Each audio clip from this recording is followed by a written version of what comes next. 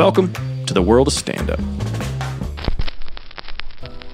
This is the We're rolling now. Jeez. So, dude, George Costanza's dad is the shirt. Yeah. Where you got? Okay. Yeah. It works. Look, I get more compliments on these fucking shirts than anything else that I have, and this was like I think $12 on Amazon. Yeah, dude. These are the late nights I've had way too much to drink. I'm in my bathtub. You're stoned out of your mind. But when you find one, naturally, because Amazon's so fucking smart, they're like, hey, we also have these ones you should look at too. And I'm like, you're right. I should look at these ones too. And they're like, they're the same price. And I'm like, you're right. These are a great fucking deal. You know, people don't have enough pink flamingos 3 days on their later, shirts, bro. I get 6 shirts in the mail, and Saks is like, what did you buy? I'm like, naturally, more fucking pink flamingo. I don't know what type of flower is that? Is that like a lilac? Polyester or silk, but it's a little sweaty in the back in the Lambo. Yeah. But other than that, I mean, it's fucking glorious. So you should get a. Let me make a point here. You should get a top down for that. Let me make Lambo a point. easier. Let me make a point. What's the first thing that he's talking about on his fucking podcast? My shirt. See what I'm saying? It's a hot commodity, bro. Don't be jealous. Well, you and I both know I'll that send you the link. You have this savant fucking weird thing where you're just like a marketing god. Whatever you say, people or wear. Yeah, it's weird, man. Dude, you can have a lions not sheep version of that, dude. I did. You know, I literally said that like as I was walking out through my warehouse. Somebody was like, "Dude, nice shirt." I'm like, "We need to make these." I'm being totally serious. Yep. Next up is these fucking summertime flowered shirts.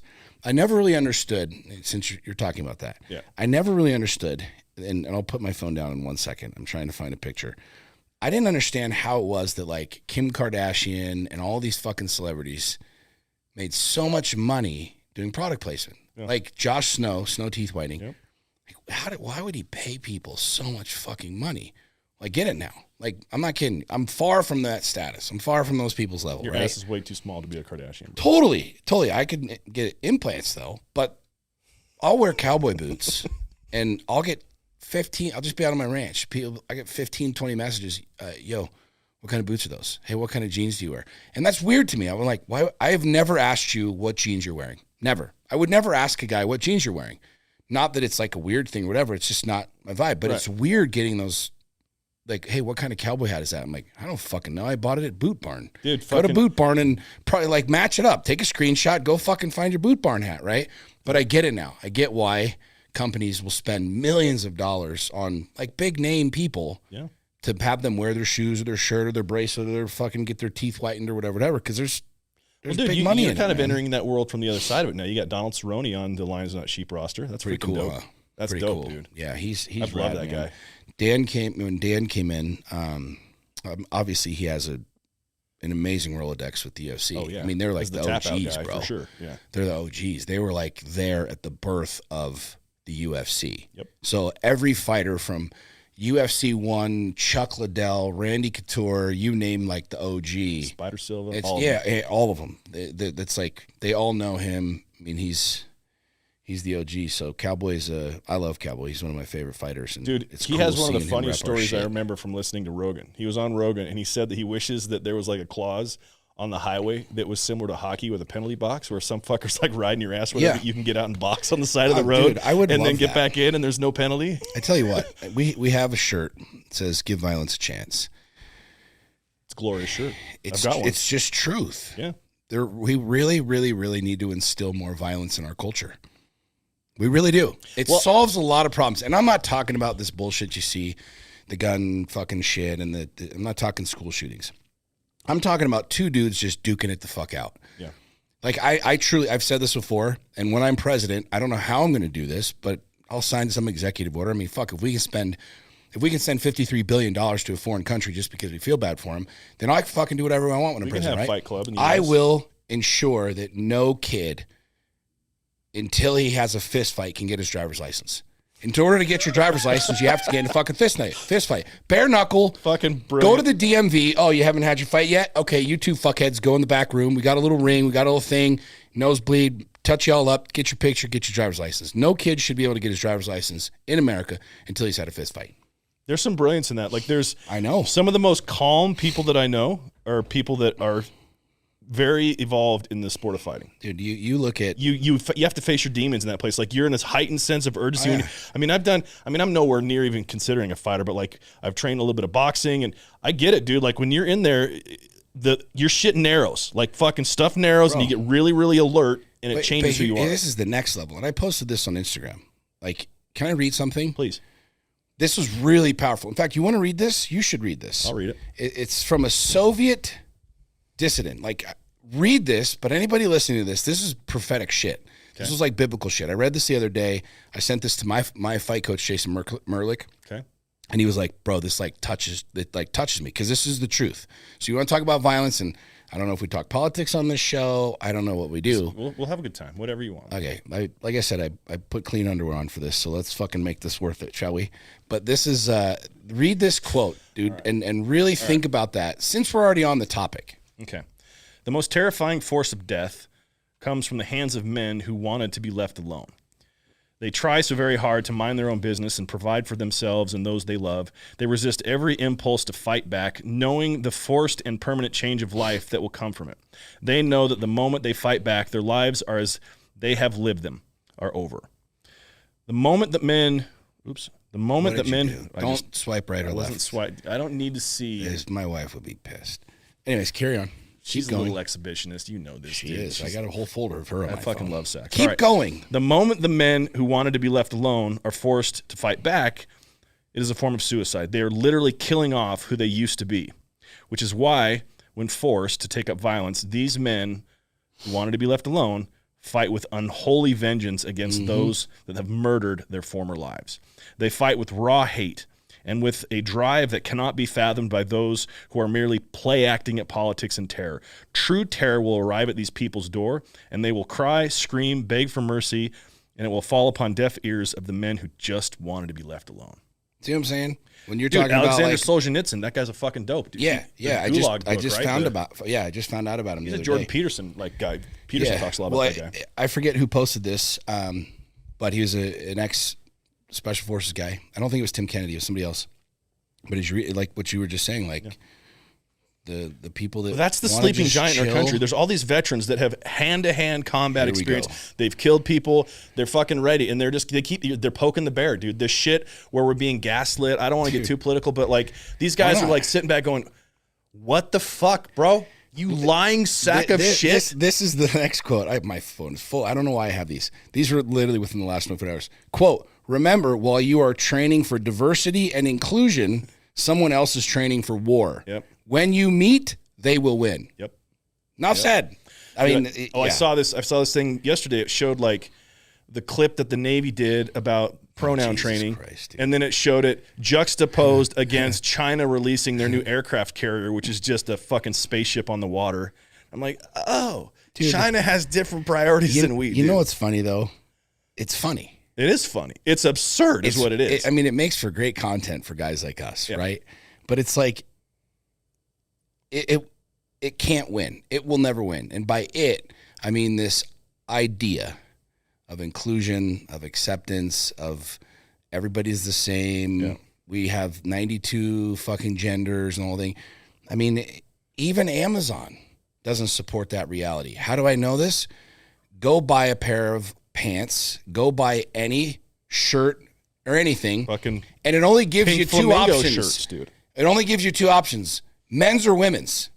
I mean, if there's 597 genders, you would think a liberal company like Amazon would jump on board. They're just hateful. But you only have men's and women's. They only make them in men's and women's, this, that, and the other. But it really is, it's funny. It's sad, but it's funny because it's like, at the end of the day, the people that, I've never been to war. I never served in the military. Most of my friends have. Most of the dudes I hang out with have.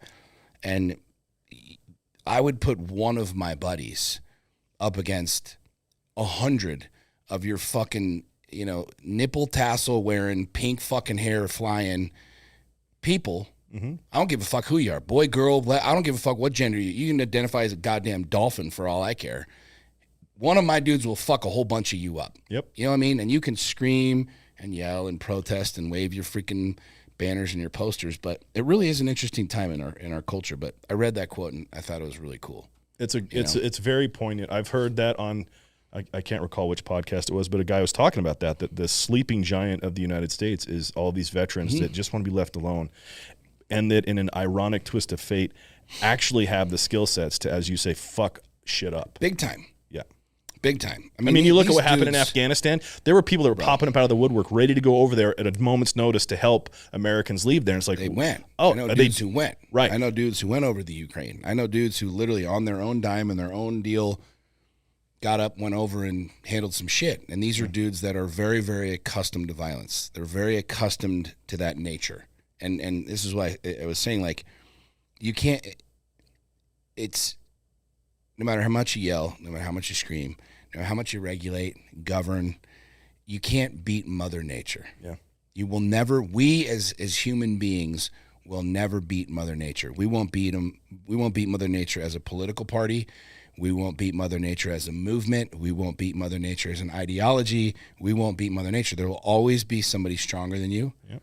There will always be somebody richer than you. And there will always be somebody out there who will fuck you up, period. Yeah. And it's not a morality thing. It's not a political thing. It just is. If I took 100 human beings, half of them were the purple hair fucking freaks and half of them were Army Rangers, and I dropped you off 10 miles from my house in the middle of the woods, there's 1,000 creatures that will eat all of you equally. There are 1,000 creatures that will kill you. And I'm not making this up. No, the question is who would survive? Yeah. Who would survive? The people that are prepared to survive, or the people that yell and scream about it being unfair. And that's my point. Like, Mother Nature, it can't be beaten. She can't be beaten. And this is the reason I think the whole thing's funny, because it's like we're spending all this time inclusion and this and that. I mean, I listened to Biden yesterday talking about who's he? I'm not familiar with this guy. Oh Lord, he's the guy, the one guy. He fell off his bike. The guy that fell off his bike. It's that guy. Yeah, that Rogan interviewed right on the floor. Is that the one? I think my favorite one was the big black guy with the big dong. Like, everyone makes the memes out of him. Yeah, there was one where he was like sitting on his lap. Oh, it was good. I don't know if the picture's right here. Yeah. It's this right here. Bryce will screenshot this in. I can't wait for my producer to have to go search for big black cock pictures. What was I just saying? I was talking about Biden. And Biden's. You were saying Biden, and then I interrupted you with. Yeah, what was I saying about Biden? You were saying something about how you saw him. I guess I interrupted your flow. Oh yeah, the whole Ukraine thing. Yeah, and he's like gaslighting the fuck out of the American people. Did you see that clip where he's talking about, the whole gas prices, like. Are you saying we shouldn't have done this? I mean, to all my Republican friends and this, that, and the other, which is basically you're talking about half of the country. Mm-hmm. You're saying that, you're upset about this. Well, what should we have done? Just let Putin run around fucking Russia or the Europe and the whole thing? It's like, yeah, motherfucker. Like, you're the president of the United States of America. You want to be the president of Ukraine? Go over there. Go hang out with Zelensky. Go over there. Go someplace else. You want to go fucking help Europe? Go to Europe. By all means, you got a fucking big-ass jumbo jet. Get your lethargic dumbass on there. Go over there and let somebody else handle America. He needs one of those chairs on the side of the stairs to get up the plane. It's just comedy now, dude. It really is. Well, the reason why it's comedy is because of how absurd it is. It's so fucking insane. It's so fucking silly. Like the idea that you're talking about give violence a chance, the Mother Nature never loses. That's the reality of it. There are certain things in life that are always going to be a meritocracy. You can't fucking face it. And I think the military is one of those things. Like, if you're responsible for defending our country, the idea of like pronoun training, like, fuck out of here with that, dude. Give me a gun. I wonder how many people in the military actually watch that. Like, it was the Navy who it was put the that Navy out. that put it on. I wonder how many like enlisted, like, could you military imagine personnel in the Navy were like, no, guys, this is important. Quiet down. We really need to fucking watch this. This is really important. I really don't think there was. They made it mandatory. I bet you, I guarantee you, there are very few Navy SEALs that said, hey, guys, we got to watch this right now. They're out there killing bad guys. Yeah. They're getting shot at. They're not watching fucking pronoun videos by people that have never shot at anybody. And the other bad guys that want us dead, they're looking at these videos going, are you fucking serious? This is our competition? Serious, oh, my God. String them up now. Easy. It is what I've been really fascinated by is I love the behind the scenes, right? Like, right. I'm very much a introspective human being. A lot of people think, they listen to me on social media, think I'm just ranting and raving all the time. But I really do think. I like to think. I like to pontificate. I've been around you enough. You know what I mean? And I want to know what's behind it. You know what I'm saying? Like, yeah, you look at and you talk about these purple hair people and these people and that people. I'm like, what's really behind you? Like, where'd you come from? Why do you believe what you believe? But like, as I've been looking at like what's happening and where everybody's going and what we're doing, like, it's a really interesting game to see how insane shit's getting, right? And who was your friend 15 minutes ago and who's your friend now, right? Yeah. Because everybody was on everybody was on the Joe Biden dick when homeboy got elected, right? Supposedly, whatever. But like, have you heard from AOC lately? Has anybody heard? Is she even the last thing other than her like not saying that she's going to support or endorse? That's what I was Somehow she popped up the whack-a-mole. She popped her head up for a second, and they were like, "Yeah, they were going to get you questions." Like, "Yo, fuck this, I'm going back underground." Yep. But the reality is, it's like it is so fucking absurd what's happening in our country because we care. Our country, our political leaders care more about what's going on around the world and being this inclusive, let's help everybody while Americans are getting fucked, while inflation, the whole thing. And then you have, everybody on the right, conservatives, whatever the hell you want to call them, who just sit around and post memes all day long, blaming the left. I did this post this morning about this, like there's no accountability anywhere for anything. When's the last time you heard a politician step up and go, yeah, we fucked up. Yeah, that was me. My bad. Yeah. No, it was, it's madness watching our president literally blame everybody for the gas prices. I was at the gym this morning. I'm riding a bike. You got Fox on one and CNN on the other. And I always sit on this one bike because it's right in between the two TVs. And every morning, CNN, Fox. And I love the polarity of the two. I'm just going here to here to here to here. And you're watching Joe Biden, and he did this thing yesterday where he's blaming, he's demanding that the owners of gas stations lower their prices. Like, he was literally blaming I'm watching this on TV. Google this shit. You don't believe me? Fucking Google it. It's all over the internet. I'm watching him demand and saying, do it now. Lower the prices now. Blaming gas station owners for fucking over Americans. Yeah, that's how it rolls. It's like, dude, how many more people can you blame? We got Russia to blame. We got the Ukraine to blame. We blame China. We blame him. I'm watching the leader of the free world talk about a free market enterprise, capitalistic society demanding owners of gas stations lower their prices, which if you knew anything, the gas station owners don't necessarily dictate the prices, especially if you're a chain like an Exxon or a Chevron or whatever. You're told what they've the price got 5 to 6 cents margin, maybe. And so it's just like, at what point in time do we as a people go, okay, dickface, like, yeah, we're done. Like, we don't subscribe to this. It's November. You know what I mean? Yeah, but, well, that's a whole other conversation about the elections and whatever. It's just an interesting time. I think it's really fucking funny. It's fascinating. I really could give two shits about it because they have nothing to do. Politicians have nothing to do with my life, have zero to do with me, my family, anything that I'm doing in my life. But it is really fucking fascinating to step back and just watch this whole game be played out. Yeah. And it's kind of like, where do we go from here? What's the next chess move here? For me, I agree with you. The most interesting thing to me is watching people either buy into it or not buy into it. Like, that to me is more curious to see, like, you believe this shit? Like, to know how biased news organizations are and to understand even the revenue model of how legacy media has changed, to where it's not, it's all clicks and shit. So it's got to be salacious and polarizing and then people still believing it to the point to where it ruins family relationships and ruins friendships and has you know you want to know what's really fascinating? I can't believe I'm saying this, but I encourage everybody listening to this, for the 4 viewers that we have of your podcast, Bryce, go watch the news. Now here's why. Let me put the caveat and the asterisk on it. Okay. Go watch the news for a reason and watch it through this lens. Watch it and tell me how much news is actually being reported. I'm talking about, hey, the car hit the light pole. We're on the scene, Jack. Here's what's going on. The ambulance took the guy out. We're good to go. See you later. Back to you. No, I was watching this morning. It's all conjecture is what it is, yeah. I literally went from the bike to rolling out, and I'm sitting there rolling out, and there's another set of TVs, and that's same thing, Fox and CNN. And if you watch the media, if you watch the mainstream media, there really is no actual news reporting.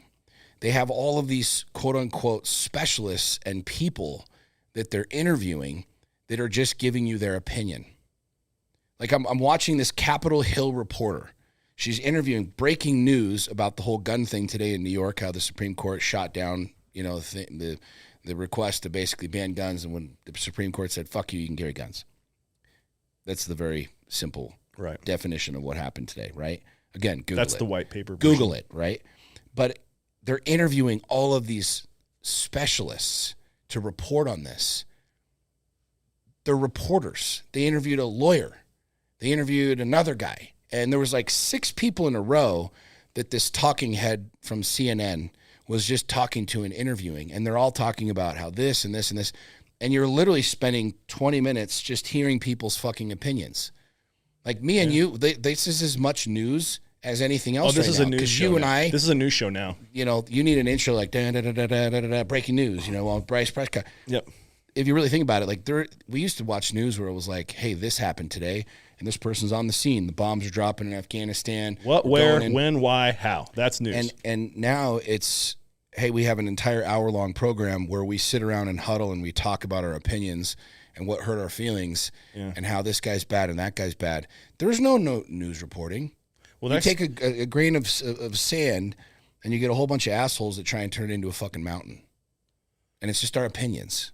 Yeah. You know what I'm saying? It was fascinating to watch. I'm just like, this literally isn't news. I saw a meme along those same lines where it said, Joe Rogan could encourage people to drink water, and there would be a news article saying, Rogan encouraging people to drink liquid that has been used as radiator fluid.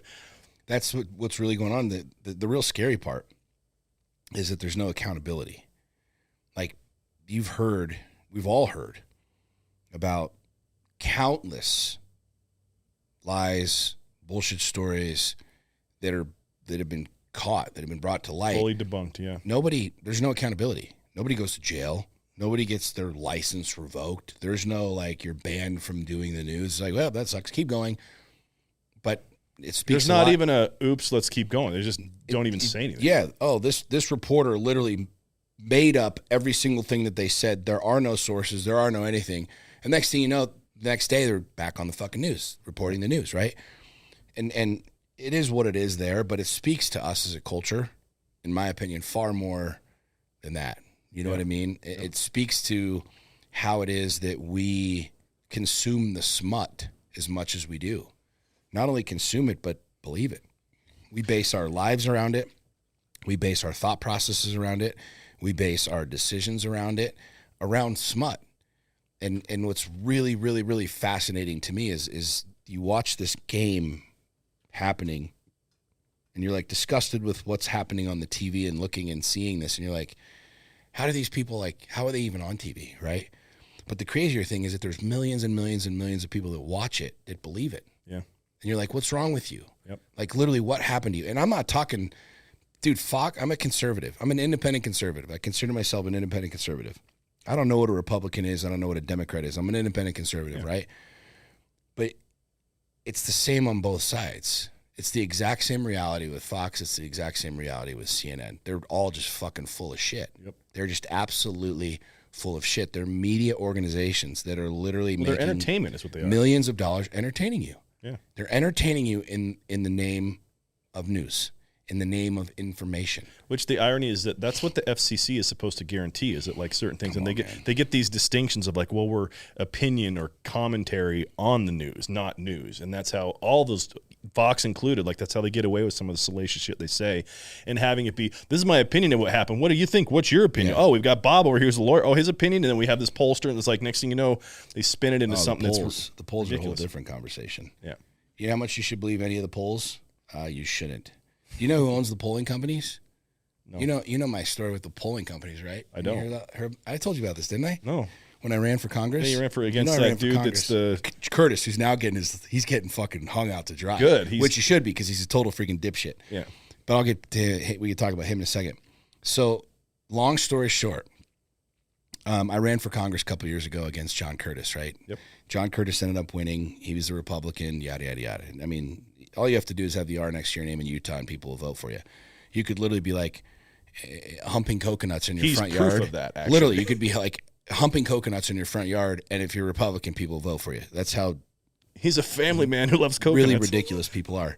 Now, but here's what's interesting. So there were 3 televised debates during the special election. So this is when Jason Chaffetz stepped down, and it was like a midterm election. So it was only like a 90-day deal. We weren't, it wasn't a full-blown election. So I was like, fuck it. Threw my hat in the ring for this election. There were 3 televised debates, and you had to poll high enough to get in to the debates. So there was me, there was Joe Buckman, who was the Libertarian, there was the Republican, and there was a Democrat, right? And everybody but me polled high enough to be included in these debates, including the Libertarian. Well, fast forward to the general election, when I beat the Libertarian handily, which... This is a national party. If the poll was what it was. Funded, right? I mean, I ran as an unaffiliated candidate. So I didn't even have a party that I was with. Like, independent is actually a party, Republican Party, Democrat Party, Libertarian Party, and they're nationally funded. So they have their PACs and their money. So if I ran as a Libertarian here in Utah, I could go to the Libertarian Party and be like, hey, give me some money, help me win, yada, yada, yada. And if I'm a viable candidate, they'll actually give me a lot of fucking money. So I had like no political party backing or anything. So I polled basically at 0 for all 3 of these debates. Why do you think that is? Because you don't want me on the stage it'd been comedy debating John Curtis, right? Because I'm going to call that asshole out, right? Well, fast forward to the general, and I end up beating the Libertarian, which is a really big deal. I mean, I didn't win, but beating a national party as an unaffiliated candidate was huge.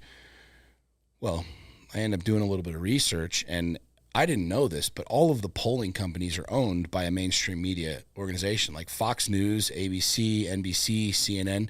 They all own polling companies. So naturally, where do you think the bias is going to be if CNN affiliated polling company goes and runs a poll? Right. You see what I'm saying? Yep. I poll at 0, which is, it's not even possible to have happen. I poll at 0, but then I end up beating the Libertarian by a number of points in the general election. That's because you didn't want me on the stage. Yep. So when you see these polls, like his approval numbers are up, his approval numbers are down. It was the same polling company, believe it or not, that had Hillary winning by 13 points the week of the election. It was the exact same polling company that did the poll for the televised debate. So really what you see on TV that looks official is pretty much dog shit. If you ever see a poll down at the bottom of whatever news network you look at what the asterisk is at the bottom, and they'll tell you what the polling company is. Just Google the polling company, find out who owns it, and I bet you $50 that every single polling company that you Google and look up is owned by one of the mainstream media corporations. Yeah. Well, that makes sense. I mean, it's genius if you think about it. We just got this poll it got done. exposed. Well, like the poll was by my guy in the office next door in CNN, and this is what he says, his professional. He has 6 people. Yeah, he polled 6 people, and this is what they're saying. Now it's headline news. Polls show this. Well, and it's polls can wild. sway turnout. Like big time. It's a powerful thing. I Big think in time. 2016, when Trump just defied everything, it kind of exposed how inconsistent that I don't know what to call it, that formatting is of like polling and what it really means, because people were unwilling to publicly say they were supporting Trump. Because how many yard signs did you see? How many Trump yard signs did you see? Well, that's the crazy part right now, is that he still has a ton of people that really support him. A lot. And the mainstream media still makes it look like he's some kid fucker that is the biggest liar ever. Why do you think? I mean, I said this in 2016. I said that you'll watch him dismantle the two-party system. And if you think about it, this is a 240-plus year racket that we got going on here in America. Yeah. You know what I'm saying? It's not going to happen in 15 minutes. The dismantle. If Rome didn't fall like overnight, it was a steady process, right? But if you think about it, I mean, Trump didn't give a damn who you were. He went after everybody. You got a problem with me, I go after you. It doesn't matter if you're Republican or a Democrat. Now we're in a state where it's kind of like no one expected that guy to win. No one thought to do it. He was laughed at the entire fucking campaign, including his own party, right? Yeah. He ultimately had to run as a Republican, and the Republicans' party basically came on board and said, okay, you need to put the R next to your name because we got money for you, which he obviously wanted, but he obviously had the same knowledge that John Curtis has, which is if you have the R next to your name in a conservative area, conservative state, you're automatically going to basically win the vote. But what that dude did, man, he just shook the tree. He shook it hard, and it caused a lot of people to get really fucking scared. Well, even to this day, like there's so much movement, both publicly and behind the scenes, to make it to where he's not even legally able to run for president again. Oh, they're trying to do it's like they're trying to. Well, it's so interesting when you remove any sort of emotional feeling you have about the guy, because some people are just balls deep on Trump and some people hate the fucking guy.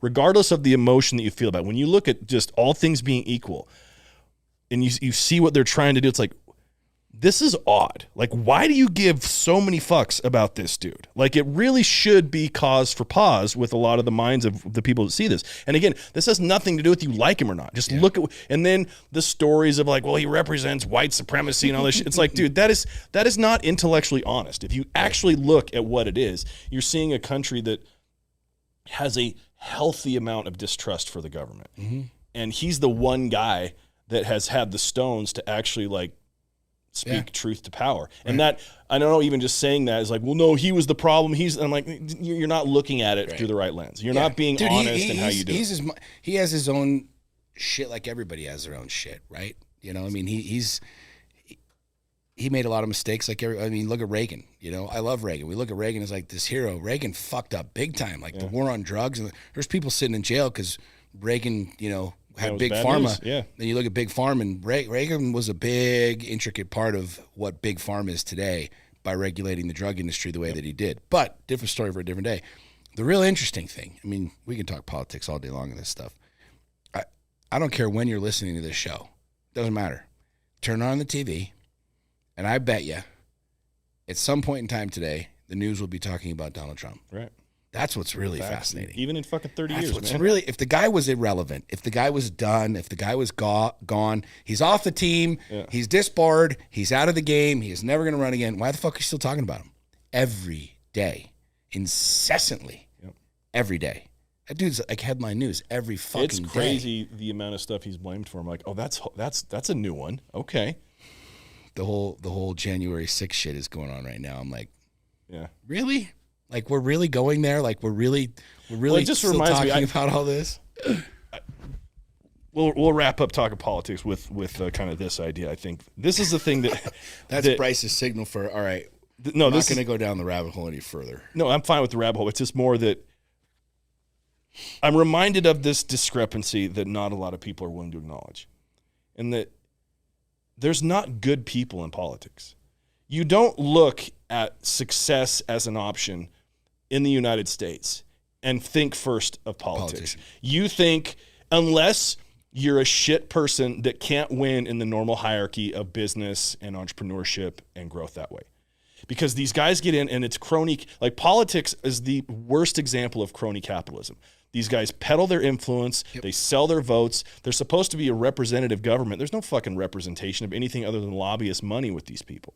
And even if you were a good person and got into politics with the right idea, the amount of integrity that it would take to remain a good person, you're something special at that point. And unfortunately, we got 535 fucks in there that just don't give a shit about anything other than their own interest. Two things to say on that, and then we'll move wherever you want to move. Number one. There's one way that you solve the entire game. Term limits. Yep. And I've said this, and I'll say it again. When I'm president, I will do one thing on day one.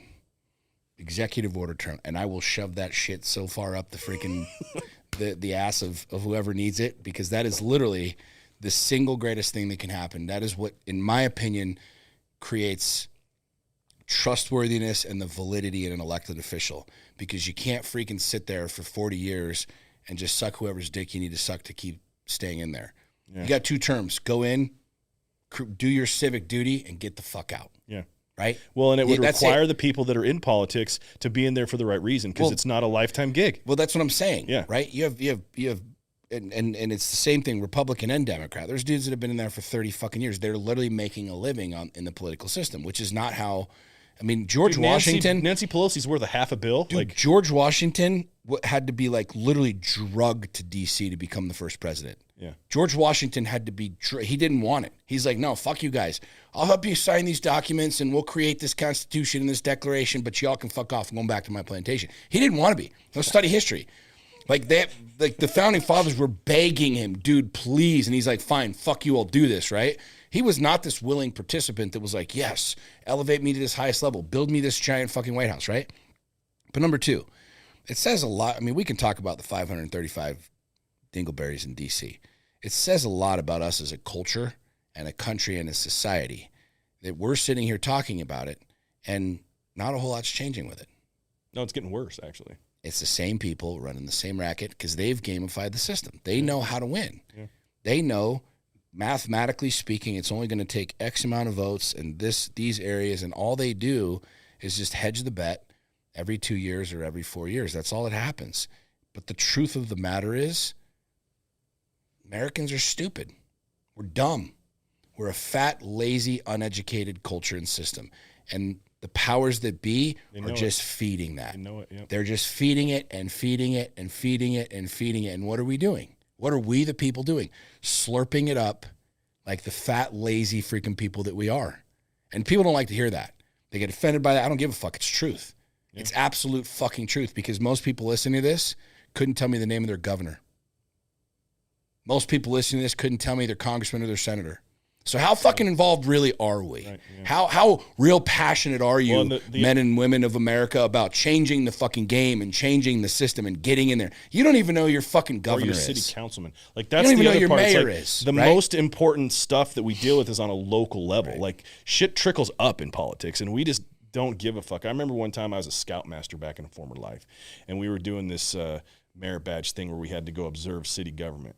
And we go downtown. There's a merit badge for that? Oh, it's this. I thought it was like wood whittling, citizenship and canoeing, citizenship in the community or some shit. I don't remember the name of the merit badge, but so we went that. down to City Hall at West Jordan, had all these 12, 13-year-olds in tow, and it was mind-boggling to me because I'm seeing they're going through all these like proposed city ordinances for the township of West Jordan, and there was this woman there just kind of leading the charge, like this lady. She was probably in her mid-40s.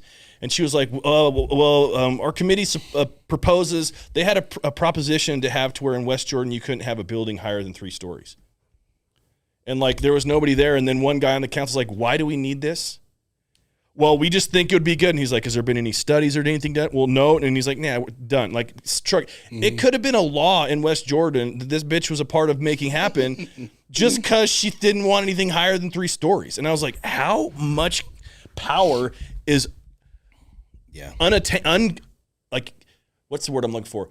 So easily taken by bad people, I guess is the point. Well, dude, and once it's taken, it's not given back. Oh, they don't give a shit back. When's the last time you heard anybody, Republican or Democrat, get on TV and go, you know what? These taxes are way too fucking high. Yep. They're way too high. We're just going to chop everything in half.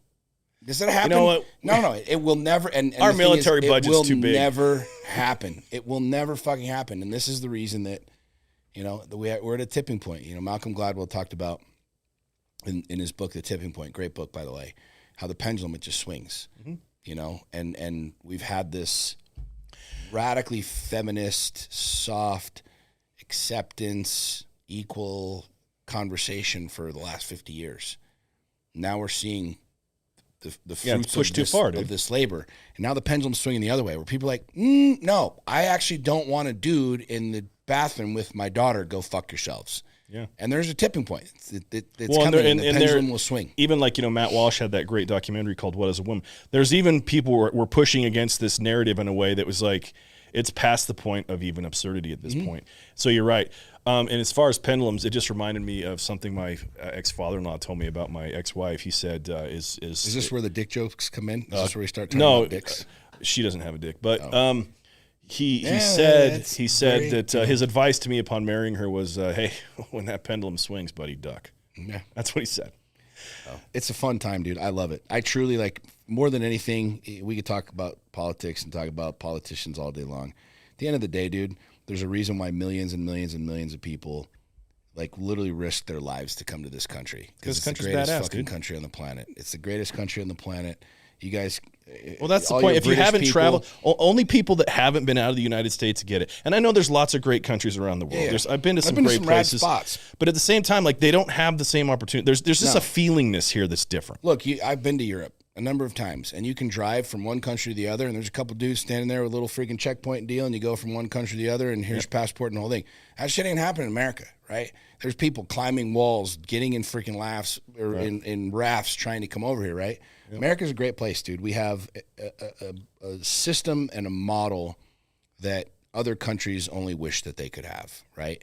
And so at the end of the day, it is a great, great, great system that we've got. It's a little skewered. It's a little out of freaking whack. Well, the part of that system that they're trying to take away is accountability. Like that's the beauty is like you can have the reward if you're willing to take the risk, and there's been a demonization of risk, and I don't like that. I'm like, no, it's okay to fall on your face. Of freedom of right. Well, freedom is risk if you think about it. It's like you get it all. You can fucking eat shit. Right. You're free to eat shit. Right. You're free to be at the top of the hill if you're willing to fucking do the climb. This is what I've said. It's Mother Nature. Yeah. Right. Like think about it. If you put everybody on planet Earth in an equal playing field, we've talked about this many, many, many times. I think the greatest social experiment that could ever happen, besides religion, the introduction of religion and God, right? The greatest social experiment that could happen in this 21st century would just be the power going out.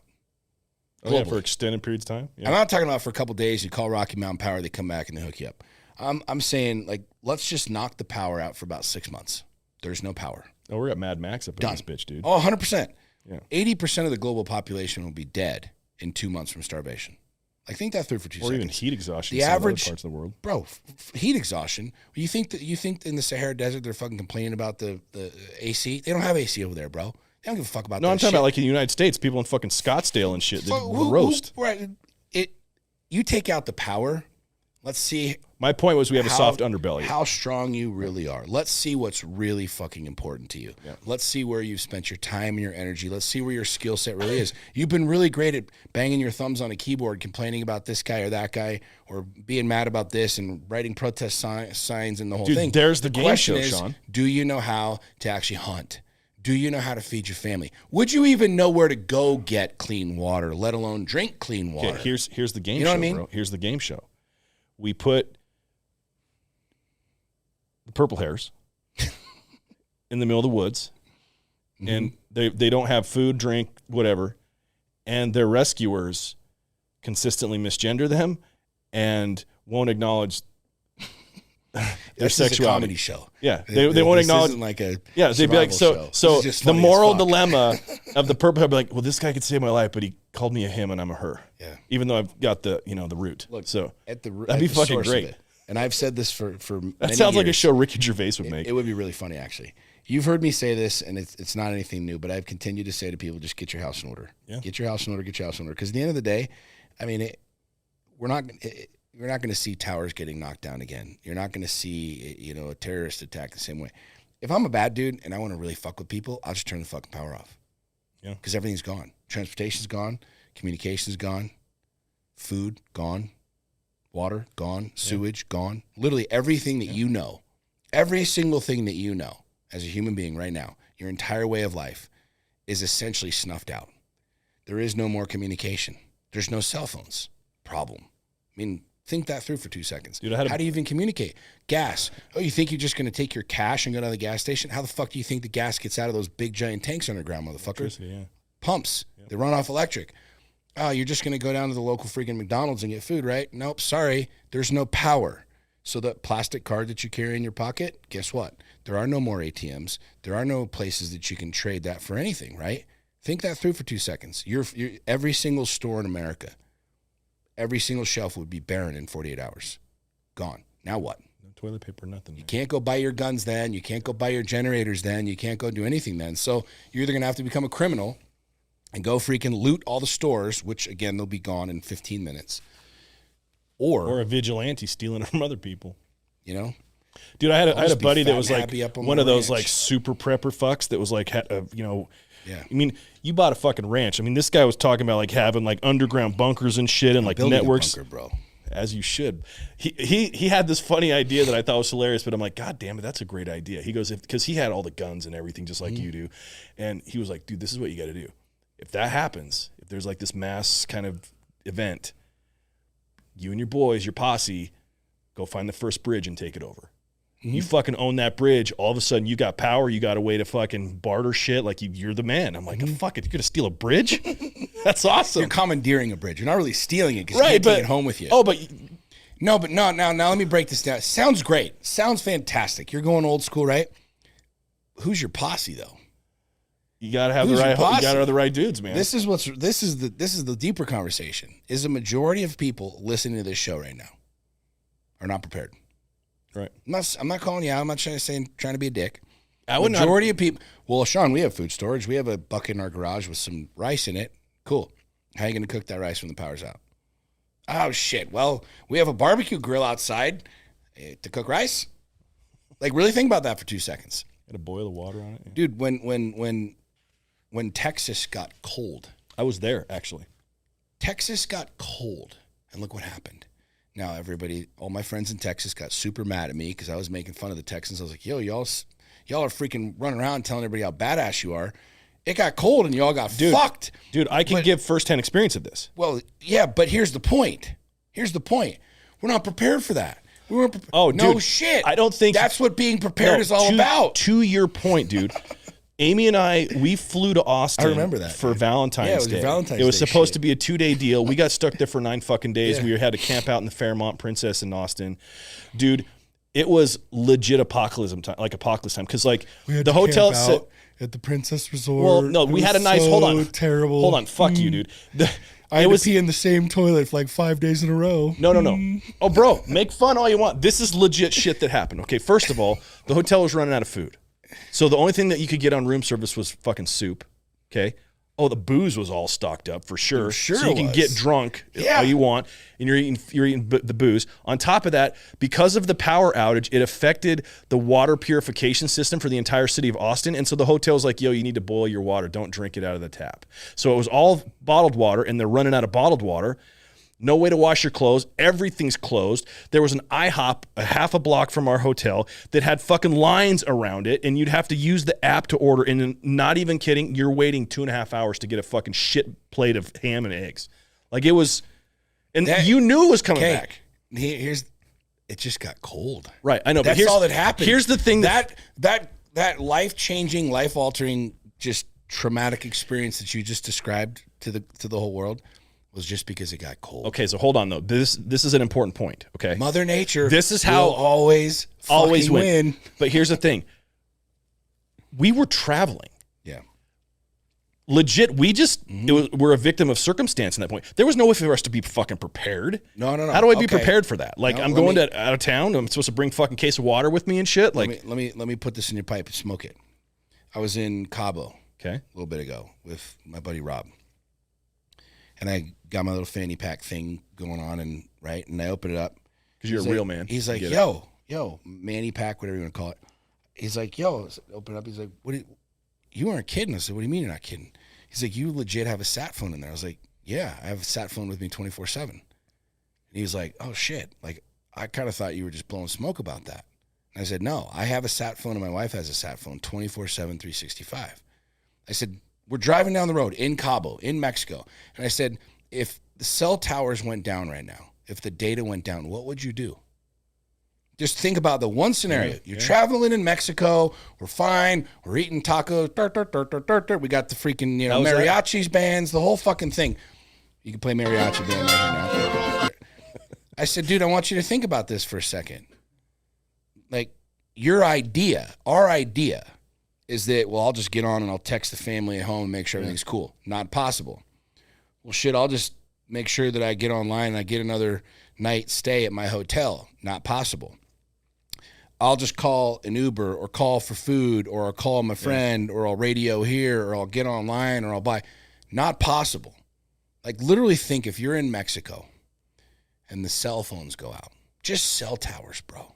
Just cell towers. How do you get your I'm not even talking about cocaine, biblical dude? level shit. I'm not talking about I'm not like some conspiracy theorist, like if some EMP goes off and the aliens come down. I'm just talking about your fucking cell phone, man. We have become so accustomed to this fat and happy, easy world that we're living in that we don't even think that way. Yeah. And this is where I've started thinking about this way over the last couple of years.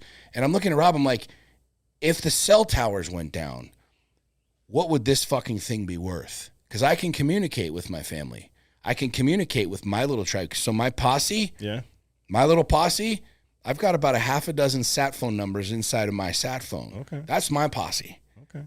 You see what I'm saying? I see it, so when the cells go down, guess what happens to us? We're like, power up. Where are you at? Send the jet. Got the deal. Here's where I am. Where are you? We good to go? Cool. Like most people don't even think that way. So when you say, are you prepared? I have a sat phone on me 24/7, 365. Wherever I am in the world, wherever I'm traveling, whatever's going on, I have a sat phone on me. That's why? dope, dude. Because if the cells went down and I'm in a different country, if I'm just in a different state, if I'm just on the other side of town, how do you communicate with your family? How do you communicate with your loved ones? What's your plan? A lot of people have been talking shit on me and like, oh, dude, you've been saying the same thing. But like, if you're literally listening to what I'm talking about right now, like it got cold in Texas and people got fucked, bro. Dude, they weren't ready at all. They weren't ready at all. Yeah. And now everybody's excuse to me was, well, dude, it's Texas. It never gets fucking cold. That's the entire point of being prepared. When you get on an airplane, you don't plan on it crashing. But the reality is most people are just banging away on their phone. They don't even know where the exit is. Most people don't have a plan that if their car broke down on the side of the road, they don't have any type of survival shit. They don't have any water on them. They don't have fucking matches on them. I got a fucking lighter on me 24/7. Not because I like to smoke cigars and I like having, but you break it down to the simplest form of fucking survival. You're someplace cold. I at least got a spark and I can fucking burn a shirt. I can burn a thing. I can burn some weeds. I can burn something to stay warm, to stay alive. Like those life straws. You know what I'm talking about? Yeah. They cost you $15 fucking. This is turning into a prepper show. Prepping with Sean and Bryce. This would be a good show. We charge people for it, right? Life straw. Those life straws cost you $15 fucking. Bro, I have them in every bag. I have them in every suitcase, everywhere. Like the little teeny straw. You can put it into a puddle of mud and drink it, and it purifies the water. Okay. You get them at Cabela's. You can get them at Shields. Yeah, he just pulled them up right there. How much is that for a pack of 5? You're like Jamie. Your name's not Jamie, but we're going to call you Jamie. $65 for 5 of them. Okay, so what's one of them? Just go pull up Life Straw. They're like... It's $17.95. $17.95 for a fucking Life Straw. That Life Straw, you could literally put in the fucking toilet and drink out of, and it gives you purified, clean drinking water. Can you just put it in the hole of your dick and... I don't know. You can try it. Like super... What do they call it? Super recycling at that point? I don't fucking know. Self-sustaining water? I kind of figured you would turn this conversation into some sort of dick joke. Well, no, that's a real question, bro. Like, could you? I don't know. I've never tried it. But what I do know is that I got a fucking Life Straw with me. That's a good idea, dude. I got a Life Straw in all my bags. I got them in all my cars. I got them on my boat. I got them in my fucking four-wheelers. Okay. I'm rolling around, and all of a sudden my four-wheeler breaks down. That's like, since this is the prepper show, like, that's a great idea. But listen, this is the kind of shit that people aren't talking about. This is what boggles my mind. Truly, like, breaking this all down, yeah, we like nice Jordans and cool shit and whatever. But the truth of the matter is, people don't even know how to fucking survive, man.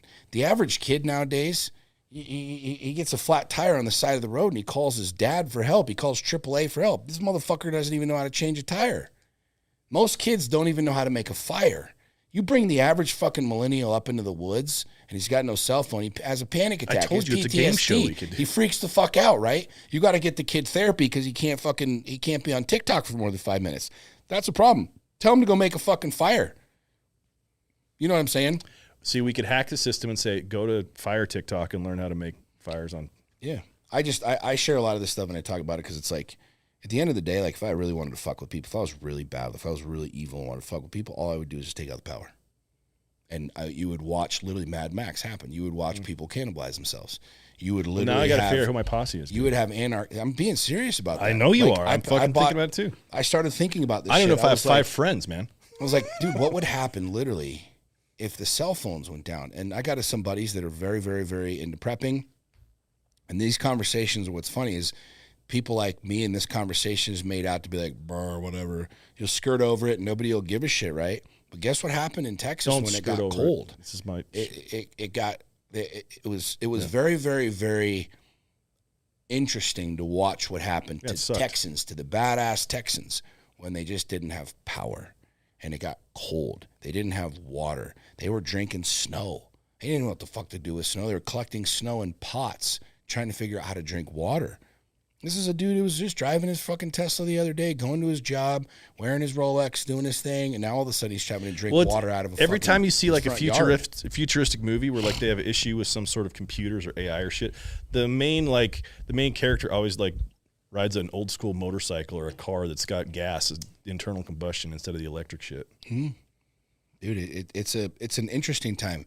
There was a did you see the thing about the AI the other day? And this has happened a number of times. It was like the AI got really smart. I read a lot of shit about the AI. Started rewriting and started speaking its own language and Google it. And that's, of course, what we heard.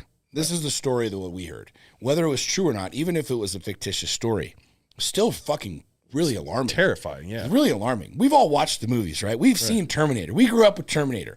The old school Terminator shit, right? Right.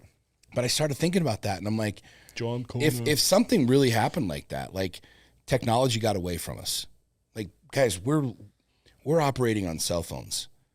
Dude, we're already cyborgs. We're talking into these microphones.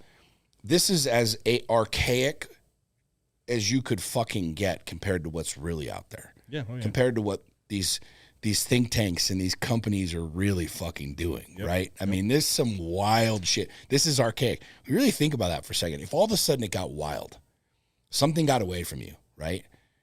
You're this smart dude who creates this thing, and all of a sudden it gets off and it starts replicating. And the only way to fucking stop it is to like pull the plug, shut the power down, whatever. There are a lot of scenarios that this could become viable, that this could become reality. Well, dude, when a guy like Elon Musk is scared to fucking death of AI, that should tell you something.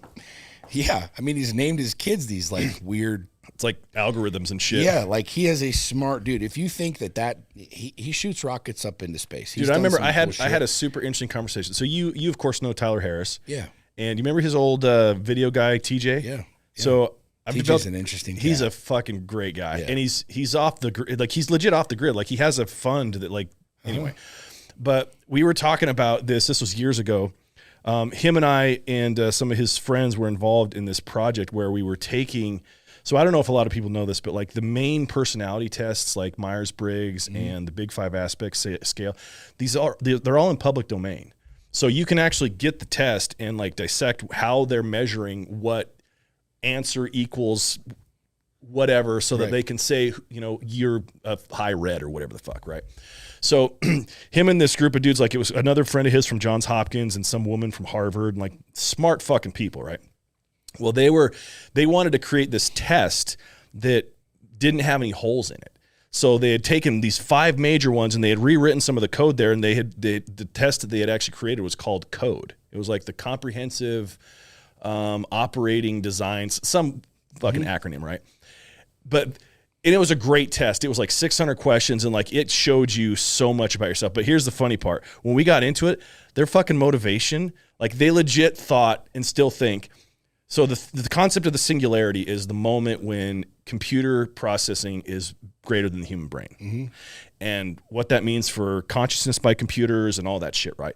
Well, they were like, bro, the purpose of us creating this test is because AI will win unless humanity raises itself. And so we have to give AI something to want to play with. So we've got to have it. I know him, right? Of course. And so he's. I know exactly what you're talking about. Yeah. So he's like, and I'm like, so wait. So let me get this right. So you're saying AI is going to fucking kill us. We're going to be the batteries in the Matrix. Distract it for a second. Yeah, we're going to be the batteries in the Matrix unless we give AI something to scratch its head at and go, maybe we could like partner with you guys. Is that what you're saying? Like we become elevated in humanity? He's like, that's exactly right. And I'm like, that's a fucking tall order, bro. You're like, dude, I'll take the test. Give it to me. Let's do it. Let's do it. Well, the funny part about the test was that the way that they looked at it is that like you'd have your answers, and it was kind of childish in a way, but it worked. They were like, so let's make you into the, superhero version of yourself. So here's the baseline of where you're at with all this shit. There's a lot of like neuro-linguistic shit they had interwoven in there, trying to like figure out how to manipulate your brain and. Well, no, not so much. No, this not wasn't manipulate in a bad way, but like. Not even that. They're just trying to find out where you're at. Yeah. And then once they know where you're at, they say, okay, so in this part, you, as an example, you know, you don't have a lot of openness to new experiences. These are some things you can do that'll elevate that for you. Here you're, you know, you're really, you lack conscientious thinking. These are some things you can do to increase your conscience. So you're elevating yourself as a human so that you can be the perfect cyborg, I guess, for AI. Hey, I get that Sean guy. The AI sitting there choosing the humans they're going to fucking merge with. It's a freaking wild thought process. I love going down the rabbit hole on some of this stuff because it's like, well, it's okay, fun. So I got really, what? I got really high the other night, and I was thinking about this, dude. Like, there's an interesting fear that we have to AI that I don't know from a bigger scale if I care, because we don't know our own origins really. Like, we believe in the idea of God, and there's like the whole like Prometheus theorem, and where it's like there's some other planet and DNA here, and the whole Adam and Eve thing was like this sort of zygote creation of what ended up being the human race. So how is that any different conceptually than the idea of us being the God of AI? Okay, now that you decided to open up that box, break what you're saying down into just layman's terms for everybody today. We get so wrapped up in somebody else's reality and somebody else's consciousness that we completely fucking forget our own. Yeah, right. Like, we literally are so consumed with trying to figure out the government and the things and save America and that we literally become broke, miserable. So it boils down to the singular reality of I only have control over one thing, and it's me. Yep. Which is why I continue to say, like, we could. I love going down the rabbit hole and all this shit because it's like the what ifs, right? This is why I love the conversation around religion, because I believe in God, and people are like, dude, prove that he's real, and I'm like, prove he's not. Prove he's not. And like, well, shit, neither of us can. So where does that leave us? I had a great conversation. What do you know? I don't know. You know what I mean? Yeah. But what I do know, and what I continue to go back to, and the older I get, the more this becomes real for me, is I have control over one thing, and one thing alone, it's me. That's it. Like, I can't control. You could raise taxes, do 100. You could. The government could. Whatever. I have no control over any of that. So I look at it as that. You know, you talk AI and where are we going, and this you will literally have, and this is in many books. You'll have the haves and the have-nots, and the haves will be the people that will always continue to thrive. They'll always continue to win, generation after generation after generation. And it's not just because you're passing along resources and money.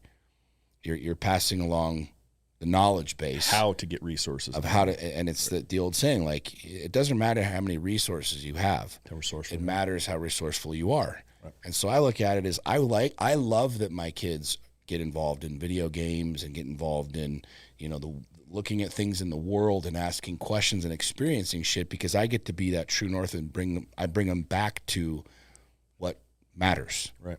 And so, like, we're in this conversation of we're afraid of AI, and there's people that spend their entire life trying to prove that this is bad and this is wrong and meanwhile you and your home fucking just deteriorate into nothing. Yeah. You know what I'm saying? And so for me, it's like, what's the only thing that I can do to make a dent in the universe? Is just create the greatest version of me. Learn to fight. Yeah. That's it. Like, I want to know that I know that there are people out there that would kick my ass, but I know that there's a lot of asses that I could kick. And so long as I continue to sharpen my sword, I want to always be an asset, not a liability. And right now, this is the division. In what I'm seeing, you're seeing a radical division of human beings, of people, and it is the people that are assets who truly, like, power goes out, I got a cell phone, do you got a cell phone? Or liabilities. And the liabilities would be the people that have no skill set, no knowledge base, have asked no questions, and have literally been led like a sheep to the slaughter. Yeah. And that is the truth of this mortal existence that we have. Whether there's fucking robots, I don't fucking know. I'd love to have trust me, every time I go to my ranch, I do my alien dance. I'm like, yo, come down, like, please. This is a safe space. It's fenced off. Come down. Let's have a chat. I'll put my phone away. I won't even tell the world about it. Who knows? You're praying to the alien gods to come down? That's dope, we human beings haven't found the edge of the universe or the bottom of the ocean yet. Yeah. We continue to discover a deeper and deeper place in the ocean. It's true. We haven't found the bottom of the fucking ocean yet we think we're so fucking smart. We think that we're this superior race and the superior culture and the truth is if the power went out, 80% of the global population would be dead. Guess what would happen to the animal kingdom? They would thrive. Oh, yeah, they'd be fine. Yeah. The fucking animals would thrive, bro. We're the one, like, if human beings just started to disappear, you think the orangutans and the baboons and the elephants would give a fuck? They'd be like, oh, cool. Those assholes are gone. I'm going to go fucking hang out in their house now. It's true. I just want to see it's a fucking gorilla sit on my couch. That'd be dope, dude. Have at it. Fucking shoot my guns. I mean, we've seen, what is it, at War of the Worlds? No, Planet of the Apes. Those motherfuckers took over. Yeah. You know what I'm saying? But in all seriousness, like, I don't care if you're black, you're white, you're gay, you're straight, you're rich, poor right now. This is the reality of human existence. It is the human experience that we're having on this rock. It's literally flying through the cosmos. Convertible planet. At an extreme speed, spinning around, and somehow we're sitting here drinking our drinks, wearing our fucking bougie shoes, having this conversation, right? Yeah. It's a fucking fascinating experience. It's a fascinating experience. Well, there's so many other great experiences a part of that. I think that's a balancing act, too, where it's like you could spend all day being a prepper and shit, and then you have a soulless life that's not fun. Totally. But you can do things that fill you up while having foundationally what you need. Yeah. And I think that's where most people get lost in, is that, like, they get overwhelmed in the reality of what it would take for them to get their house in order instead of just taking a bite at a time. I don't even know what that means. Most people, it would blow you away how many people, when I post, like, get your house in order, just simply say that. You go, what do you mean? Dude, what does that mean? I don't even know what that means. It's the same people that come up to me that go, you know, your shirt, what is that? Lion's not sheep. What does that mean? And I'm like, what do you think it means? To be in lion, not a sheep. And I'm like, yep. Fucking A, dude. And they're like, oh, that was simple. I thought it was something different. I thought it was something bigger. I'm like, nope, it's exactly what it means, right? We create a lot of complexity and a lot of craziness. It's very, very, very unnecessary. Yeah. It's totally unnecessary, because the truth of the matter is the government's going to do what the government's going to do. We're going to do what we're going to do. But I will say that, like, if anything was to change, just read a history book. Read a history book. You'll have a collective of people that are the haves and a collective of people that are the have-nots. And we right now, you, me, everybody listening, has a choice of which of those groups you want to be in. I think, and you talk a lot about that Lions Not Sheep is going to be $1 billion company at some point, and you've been very audacious in your goals, being public about it. And I find it to be, well, not to suck your dick, but it's awesome for this reason. I remember hearing, do you know who the investor Chris Sacca is? Mm-mm. He runs Lowercase Capital, which is a massive firm. He was one of the main, like, first stage investors in Twitter and Instagram. Mm. He's worth $10 billion, and he's barely 40 years old. But he used to say, when it comes to disruptive technologies and investing, that he's looking for somebody that's like he's like, why not try to 100x what you're doing instead of 10? He's like, you know how much competition you have at 10x? Sure. 100%. At 100x, nobody's in that realm. Think that way. That's exactly and right. It's like, oh, okay. It's like, so when you think about solving the problems of the world, or just even solving the fucking problems of your own life, 100x it, not 10. Totally. Go nuclear. 100%. I fucking love that idea. It's the same thing Donald Trump says. If you're going to dream, you might as well dream big. Yeah. If I'm going to spend time setting a goal, building a company, like, I don't want to be $1 million company. I want to be $1 billion company. Yeah. Well, Sean, that's crazy. That's outrageous. Well, the guy who says that was crazy, he has nothing. You know what I'm saying? Right. But the billionaire was like, yeah, I did the same thing, and here we are. Yeah. You know what I'm saying? Absolutely. So it's the, I think, I don't know what the hell AI even is, right? I get freaking seasick when I put on fucking the Oculus shit. What is that? The AI or whatever it is? That's AR. AR. What is it? Artificial reality. Augmented reality. Whatever the fuck it is. Yeah. I can't do that shit. We went to the arcade the other day, to Dave and Buster's, and then we rode the Jurassic Park ride, and you shoot the fucking dinosaurs, and I had that on, and my kids are all there, and I'm 3 minutes into this ride, I'm taking it off, and I'm like, I feel like I'm a fucking puke, right? I'm like, this is not for me. I don't know what the hell this shit is, right? But I look at it, and it's like, I have a moment on this rock. I don't know why. I don't know exactly what it is. I can't prove to you, God, but I'm sure as fuck not going to spend the rest of my life trying to argue with motherfuckers about it. I know what I know. I believe what I believe. Yeah. If you like it, great. If you don't like it, great. I really don't give a fuck. I truly, truly don't care. Yeah. It has your belief or non-belief, like of me, not like of me. It has nothing to do with my existence on this rock. And so I look at it from the perspective of if everybody started thinking that way, and whether you believe it or not, whether you're a Republican, a Democrat, black, white, gay, straight, everybody's screaming to be loved and accepted and my way, my way. No, I don't need While being unwilling to forgive others. I don't give a shit about your way. Yeah. I don't care if you believe that you're a tree. It has nothing to do with me. You want to be a tree? Go be a fucking tree. I really don't care. You know what I'm saying? But every single person has the same opportunity if you woke up. Yeah. We all have cell phones. We all have technology. We all have data. We all have information, right? Some dude in the fucking ghetto whose mom and dad are both junkies, who's chilling with a fucking iPhone, checking ESPN, looking at the sports scores, whatever. He has the exact same equal playing field of technology advancement and information opportunity as me. Now, is his mindset the same place? No. But my mindset wasn't the same place. I didn't grow up with any of this shit. Yeah. You know what I mean? That's what I love about the conversation around Lions of Sheep. That's what I love about like the movement that we have is it's like, I don't need you to think the way I think or even encourage you to. I want you to think for yourself. Like, I want you to ask questions. Like, even this conversation, like, my buddy Rob Bailey, he's does very well. I don't know if he would consider himself wealthy or not. What does wealthy even mean, right? He has his own airplane. I look at, like, levels of the game. Once you get your own airplane, you're in the top 1 percentile, okay. Right? You're doing good. He's got his own fucking airplane, right?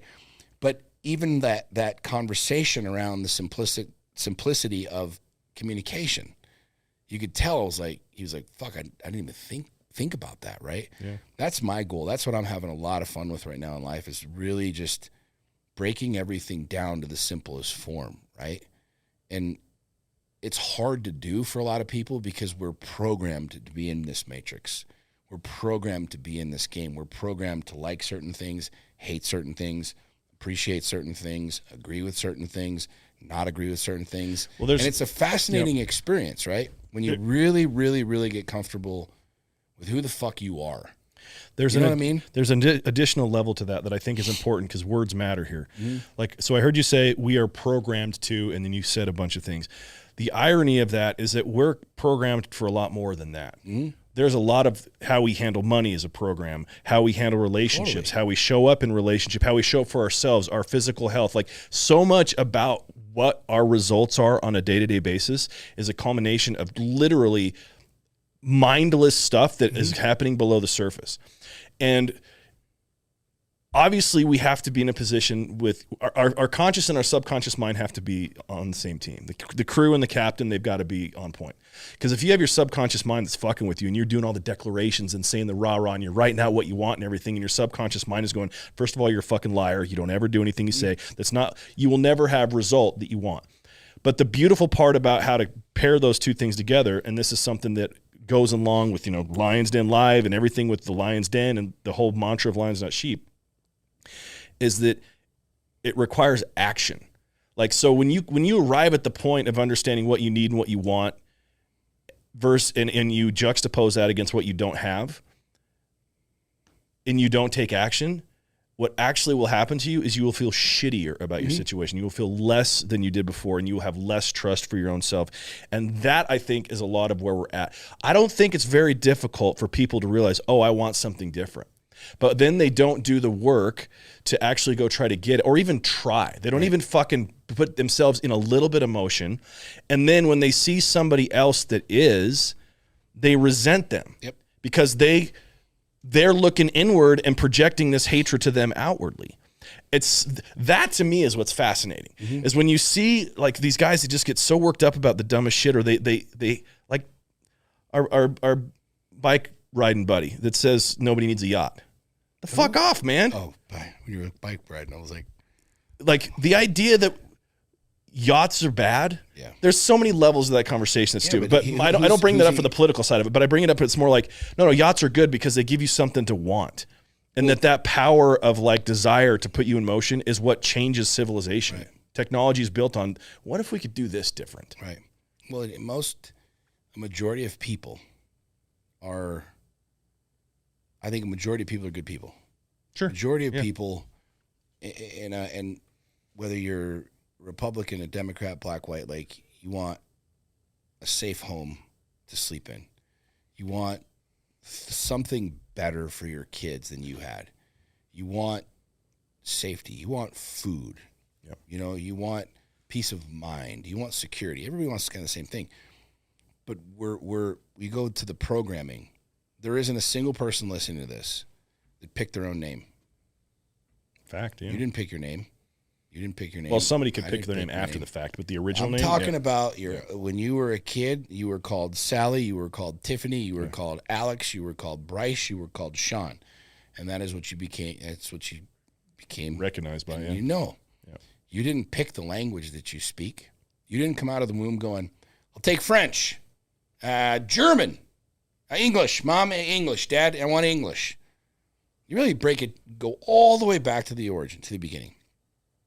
We are supercomputers that have been programmed and have layer upon layer upon layer of programming, right? Yeah, but dude, I did ayahuasca once and I'm totally better now and I'm arrived and I'm whatever. No, motherfucker. All you did is showed up to the freaking door of the mansion that has an infinite amount of rooms, right? Right. When you start, and again, I was born and raised in a single, two parents that worked, grew up in a single parent home. My parents divorced. There's no silver spoon. My parents aren't hippies. They weren't like doing drugs. You know, I don't have some special thing that helped me start thinking this way or looking at things this way. Or Sean, what did you do? How did you do? This has literally been my evolution as this 43-year-old speck of dust on this giant fucking rock. Right. I just started looking at things different. I started asking deeper questions, right? And guess what? I have kids. I have bills. I got dogs that shit on the floor. I have to put food on the table just like anybody else. Like there's not, you know what I'm saying? I get that a lot. Like people think that somehow I had this cataclysmic moment where all of a sudden like God showed up or somebody made it easy and handed me $10 billion and what. No, it's like I started looking at things differently. I started asking different questions. I started asking why more, you know? Yeah. But if you think about that single question, why? Go back to when you were a kid. You ask your parents why. Well, because I'm the adult and you're not. Yeah. Shut the fuck up. Right? Just do as you're told. And so we stop asking these questions. We stop asking questions, period, as young little children, because we're told this is the way it is. This is what it is. This is right. This is wrong. This is good. This is bad. Right?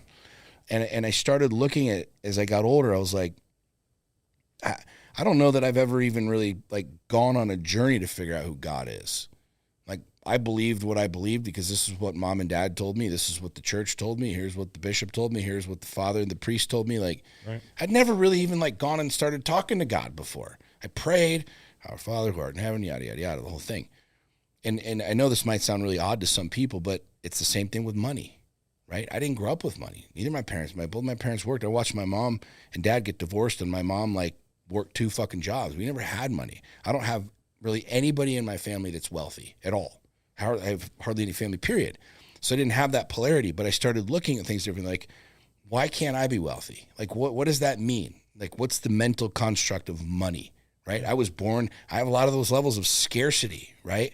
Oh man, what ifs, the what ifs, the what ifs. And you start, I'm sharing this for a reason because we can talk about politics and sat phones and survival and power going out and all this other shit. All hilarious things, by the way. Very, very funny. Right. We could do shows on all of them. And it'd be funny. We could be serious. We could do a prepping show. Right. We can do a comedy show. We can make fun of the purple hairs, the whole fucking thing, right?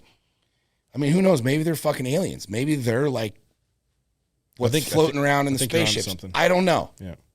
But like, to add some value to this conversation, above just our egos talking incessantly about who the fuck knows what, like really think about that for a second. I don't care who you are, where you are. I mean, you and I talk about this a lot, like off air and just as friends, like really diving in down the rabbit hole. And it's not just about getting stoned and getting high and like, oh dude, I'm going to pontificate and try and sound smart. And I'm going to listen to Joe Rogan and Jordan Peterson. But if you really like dig deeper and look at your own existence on this rock, you're here for a reason. Yeah. I don't know what it is. You might not know what it is. Who the fuck knows why, right? But there's one reality, is that you're here. Right here, right now, in this movie, whether you're living a nightmare, whether you're living a fucking fairy tale, it doesn't matter. Yeah. You woke up and you have an opportunity. You have an option today.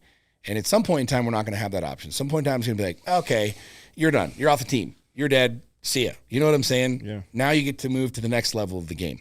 But that's what's really driving me and driving Lions Not Sheep and driving this conversation, is it's like there's so much that I don't know that it excites me.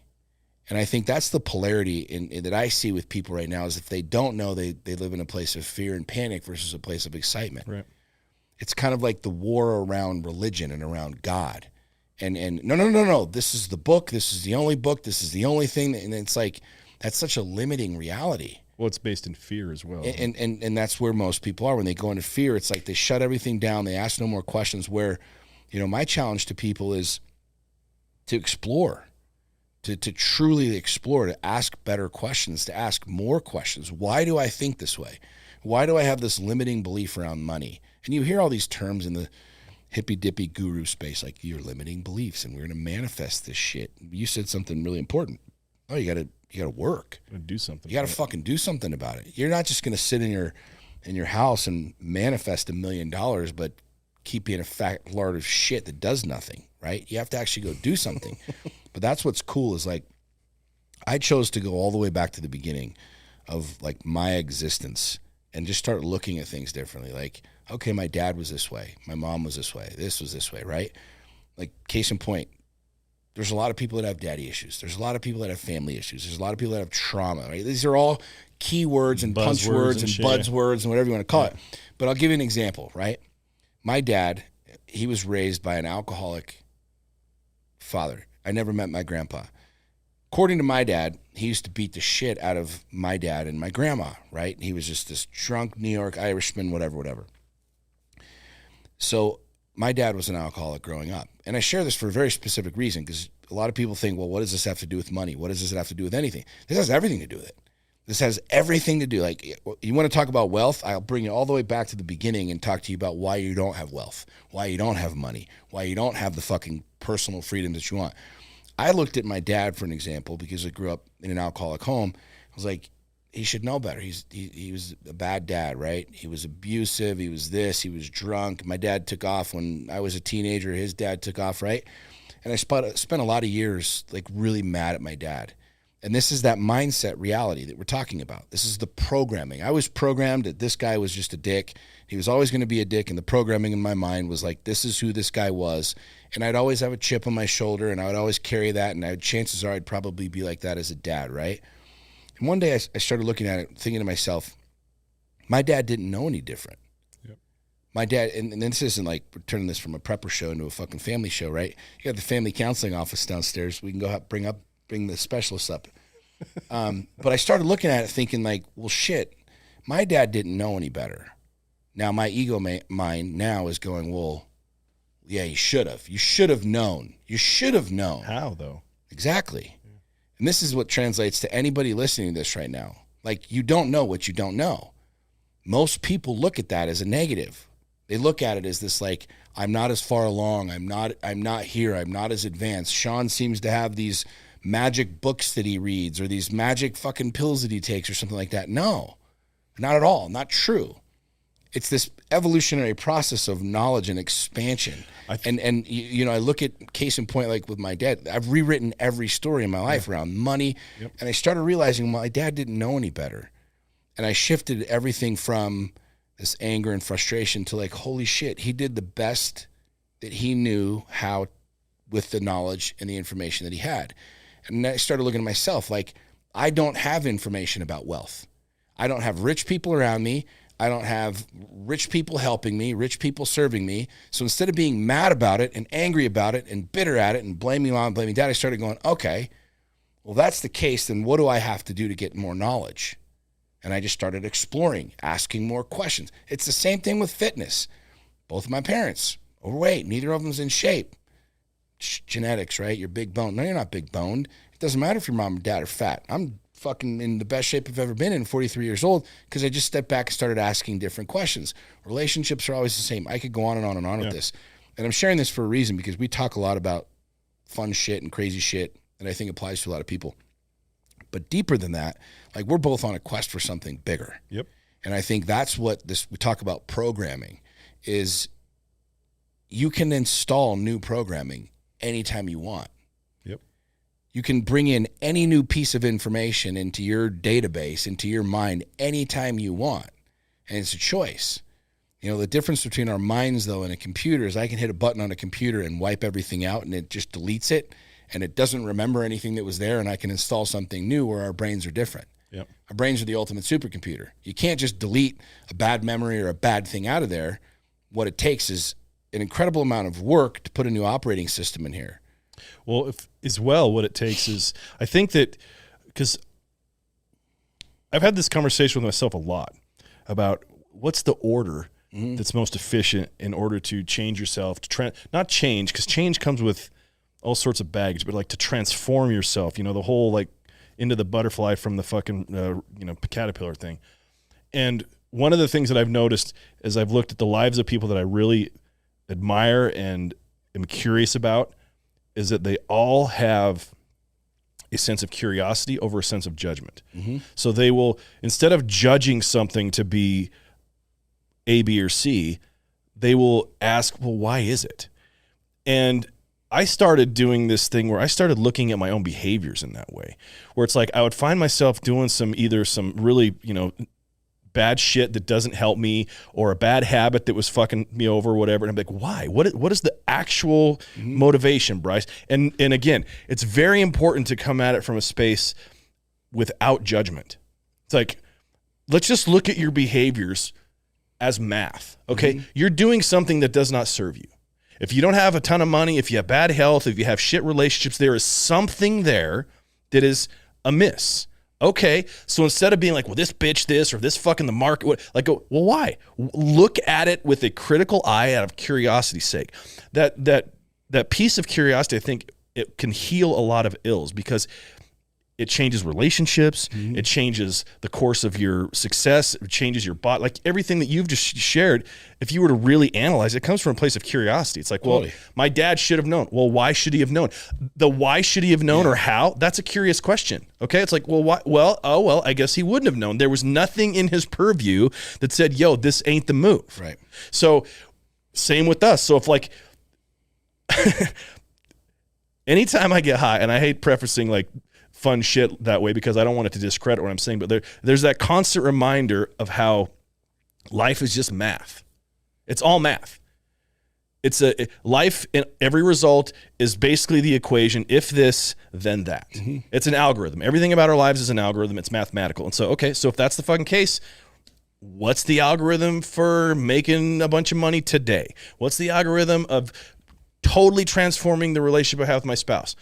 And if it's not able to be transformed, what's the algorithm to change it so that I'm no longer burdened by it? Like, people aren't willing to ask those fucking questions. Right. And there's nothing wrong with asking questions. That's the crazy part for me. Like, you don't betray your tribe by asking different questions. There's nothing unloyal or unfaithful about it. It's more like it's actually risky and unfaithful to not ask those questions. Well, and there's probably a ton of people listening that are like, what the fuck are you guys even talking about? Like, no, they're all into it, dude. Like the whole point. I think a lot of people are, but there's a lot of people like, well, math. I don't get that. Like, I get that. I understand exactly what you're saying because I've gone down that rabbit hole. And well, that's why I use the then that. Like that's something you can understand. Right. If this, then that. When you really like when you think about, for me personally, I try and go like, where did I kind of get on this train? Like, where did I really start to like understand this? And I realized that years ago, no matter what I do, no matter where I go, I'm going to be judged.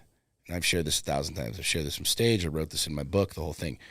No matter what you say, no matter what you do, you're going to be judged. Right. If you're fat, it's because you're a lazy piece of crap. Everybody's going to say you're a lazy piece of crap. If you're ripped, you're just taking steroids and you're whatever. Cool, right? Which, as a side note, if steroids actually got you ripped, that same line that they had around IHOP, there'd be a line around wherever the fuck they were giving out those shots, and every man would get a needle. As a guy that puts a needle in my ass, it doesn't change nothing really. If you're poor, it's because you're undisciplined. If you're rich, it's because you're a snake oil salesman and you're a total scam artist, right? I realized no matter what I said or what I did, somebody's going to judge me for it. Somebody's going to say something about it, right? But if you really, again, going all the way back, whoever you are, wherever you are, whatever status you are in, state you're in life, the earliest like nightmare that many of us had as children was like going into class naked, right? Standing in front of the class naked, right? I think a majority of human beings have had that nightmare at some point in time. I'm naked in front of the class. Everybody's like, ha, ha, ha, pointing, laughing, whatever. It's cold in here. Yeah, I mean, look, when you're a little kid, you don't really understand dick size and all that stuff anyways, right? But like, if you think about the whole, thank God, the whole thing about being scared, like I broke everything down to that singular reality, which is if I'm scared, if that's the thing that I fear, what would happen if I just got up in front of the class and got naked? Well, then I have no more fear because I did it. Now everybody knows how big or little my dick is. Everybody's seen me naked. Done. Yeah. So the next time I get up, the laughter, if you will, just gets less and less to where like, there is no here's more. the Irish guy It becomes again. the normal, right? Right. But really think about this. Like, of all of the shit that we're talking about, I'm gonna really be intrigued to see what you title this podcast. I am too. The sub notes. I don't even think you need to just put a period on there. But really think about that. Like, what's the starting point for a human being? All of this shit, from sat phones to preparation to having a happy family to getting jacked to getting laid to making fucking money to having a happy life to finding about God to connecting with the universe. All of this shit. What's the singular point of like start? Orgasm. No, Bryce. It's when you shot out I'm that not cannon, talking bro. about the DNA start. I'm talking about those of us that have already had the. I was the being nut literal, busted, bro. and here we are, right? Yeah. It's getting naked in front of the class. Right. Like the single barrier. When you let go of that need of anybody. to like, and no, it's not even letting appearance. go because there's nothing that we're holding on to. It's the single act of just getting naked. Well, I think there is something to let go because it's like you have to let go of like what you think is on the other side of that. There's the fear. There's right. all of this other stuff. But what are you really holding on to? You're holding on to something that you don't even know. Yeah. Same thing that I was holding on to. This is the testimony that I have about God. Why? Because my mom and dad, and it's like, well, I don't even know if I believe that. Right. Money. Like I have this thought process that my parents are both broke, and so I'm supposed to be broke, and this is how it's supposed to be. And you're not even holding on. It's just something in your brain that goes all the way back to that DNA of programming when we were little kids. So what's the single action that I can take, that I can do to rewrite the entire game, to literally jump that barrier into curiosity, into wonder, into non-ego, non-judgment, the entire thing, just get naked in front of the class. Like if you think about all of the fears that we have and all of the trepidation and all of the stories, just story after story.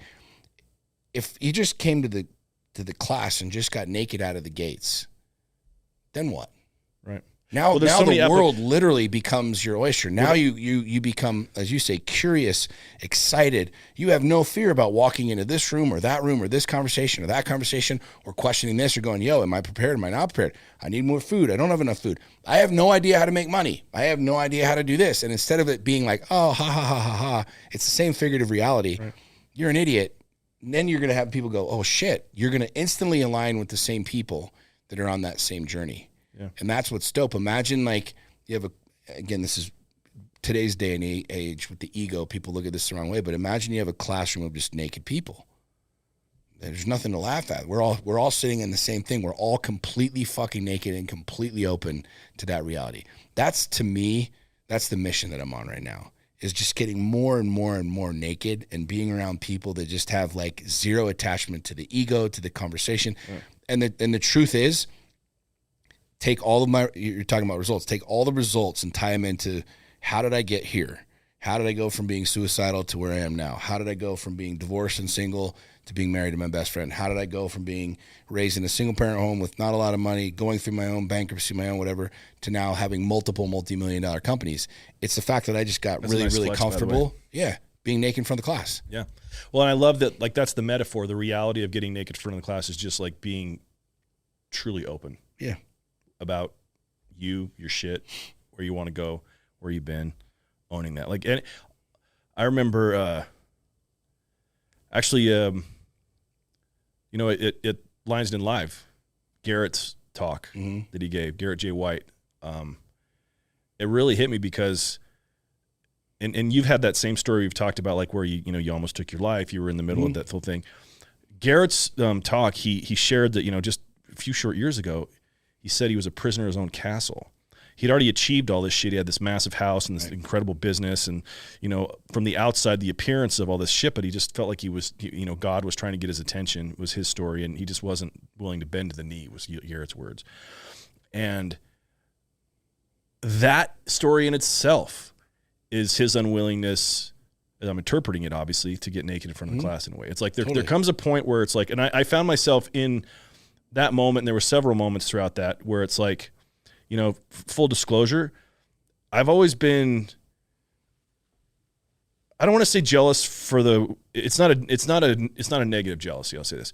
I've always been jealous of guys like you and Garrett and other people that I've known that legitimately, and I believe you when you say you have a dialogue with God.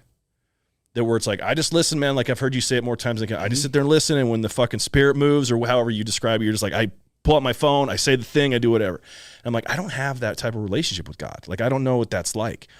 And I used to judge myself against that, and then I started getting curious. Like, well, why? I have inspiration all the time. I have little thoughts that pop up all the time. Am I just not labeling those as God, and that's actually what it is? And because of my uncertainty about it, the difference between being a God or my ego, that I'm unwilling to claim either. Like, and I went through this whole thing, and it was like, the whole point of bringing this up is that like there's this, we started off this politics talking about, or this podcast talking about politics, but there's a relevant example in politics that nobody owns their shit. Right. Nobody is naked in front of the class. Right. They have their focus groups, and I need the red tie, and I can only have the certain amount of scuffs on the shoe until they think I'm too bougie. Like everything is calculated.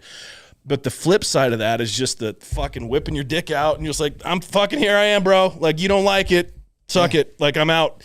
And the beauty in that is it's not the effect of what that has outwardly. I think that's the benefit of the willingness to do that. It's that feeling of fucking freedom at the end of it. You're just like, I have what are you going to come at me with, bro? You know it all. It's already out there. That's one of the reasons that we're not going to get back into politics. That's one of the reasons that Trump was so dangerous in the political space.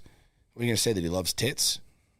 Oh, he's a womanizer. Yeah, we already know that. Yeah. Anybody who's been on planet Earth for the last 30 years knows that he's been married multiple times, that he owned Miss America and like loves hot Ted, chicks. your wife's a dog face. You know what I'm saying? It's kind of like once you're naked, that's exactly my point. Yeah. Once you're naked, and take that reality for anybody listening to this, that's like all of your things, your shit, if you will. Stop hiding it, man. All of it. Like once you're naked, you're truly free. You're truly, truly, truly free, because there is no right or wrong or good or bad. It's just what it is. Yeah. You know, and I've had my experiences over the last couple of years with, plant medicine and different experiences, and going into my brain and into my heart to like really understand a lot of this other stuff. And this ain't hippy dippy shit, right? This is real. This is absolutely real. Yeah. And a lot of the stuff that you see me talk about on social media, and I talk about at Lions and Sheep and Lions Den, like you see it all the time on our coaching calls every single week. And the conversations that we're having, these are the conversations that we're having, right? Because it's kind of like, at some point in time, we're going to end up all in the same space, which is dead. We're all going to end up on our deathbed at some point. We can't escape that. And then what? And you're going to be like, man, did any of those people's opinions actually fucking matter? All those people that I was worried about, all the fear that I had, all the whatever, shit, none of them paid my bills. What actually mattered? And I think that one of the driving factors in my personal life is not just, getting naked and being free, but it's like that realization that at some point in time, I'm not going to have the option to ask any more questions. Dude, there's the title, Naked and Free, right there. Naked and free, But we could talk about, it's the same thing like, as the Bible says, if ye are prepared, you shall not fear. Yeah. Well, what does that look like to you? I'm prepared for whatever. I'm prepared for the cold. I'm prepared for the heat. I'm prepared for the power to go out. For the aliens. I'm prepared for the fucking aliens. I'm prepared for the zombies. I'm prepared for fucking militia to show. I'm prepared for a lot of fucking shit, right? So I'm kind of like, So do you have like prepared, you shall not fear. Do you have like a woo-foo form I can put in the link of this for be a part of your posse? Like, is there like a list of requirements? $19.97. I'll send you the freaking ebook of how to be a posse member of the Whalen clan. How to get all this cool shit. Let's wind this down, man. We got some current events to talk some shit on, man. Our boy's gonna give us some stuff to ramp up. Current events. We're gonna do current events. Is that part of the show? Yeah, it's part of the show. Deal? Okay, cool. It makes me feel special. It's really what it is. Bryce is just okay, Jamie. He's very special. Let's do it. Yeah. So what do we got, buddy? Today's actually Pink Flamingo Day. Fucking A, dude. Did you know this, Sean? What? It's Pink Flamingo Day. No. Okay. What do you mean? Legitimately, was founded by the Massachusetts mayor in 2007. That June 23rd is Pink Flamingo Day. What does that mean? Yeah. Does it say anything about like why? No, Google didn't tell me that. Like, you log on to Google and it always says like whatever the day is or the thing. They change their logo, whatever. I did not know this. Okay, so it's because in Leominster, Massachusetts, was the birthplace of the plastic pink flamingo lawn decoration. and he was the mayor of that city. Yeah, I guess so. So he's like, we need a day. Yeah. Well, apparently There's I days got for the everything. They just got a day, dude. I got the memo. Yeah, you did. Well, it was in your heart. is what Fucking it was. flamingos have a day. Amazon I don't was have a prepared day. for it. June 23rd. Well, dude, we need our own month, man. Every day is my day. Sexually speaking, I'm into hot chicks with nice big titties, and so I want a month. I need a whole month for that shit. Can we do that? What are you talking about? If you're a gay dude, you get a whole month. Why can't I get a month? Is your for wife listening to this? Of course. Is she over there? No, she's next door. No, but no. If you're a gay dude, you get a month. Like, Yeah. if I'm a straight dude with likes big titties, I want a month too. That's my point. I'm married to that, so I get that every fucking day. Oh, no. I'm not talking about what I get every day. I'm talking about the celebration of it every day. I need a month. Anyway, that's Was that literally our current events conversation? no. That's what we wanted to talk about. We're fucking long-winded here, so the video guy's got to make sure everything's going good still. So. What else are we talking about? What other current events do we want to wrap this up with? We went from the thing, the political to the prepper to the end of the world to the zombies to AI to Jesus to Naked and Afraid, baby. Maybe it should be Naked and Afraid. There's a TV show for that. Oh fuck! But that's good for SAO because then if somebody Googles that shit, SEO, is that the same as SAO? it might be. I'm not sure yet. Anywho, Next. random fun current events in Pakistan. A goat farmer gave birth. There was a goat with 19-inch ears, world record. Jesus Christ. Okay. What did you Google to find this? Just odd current events that aren't political. Yeah. Oh, why not? Let's So talk about the 19-inch political ears, current events. 19-inch ears. Good for the goat. I Next. don't know if there's... All right, there it is. Man, now I just feel Make sure judged. you put the picture up when you do. Cause I that will, goat yeah, looks like Yeah. it looks like a fucking rabbit with.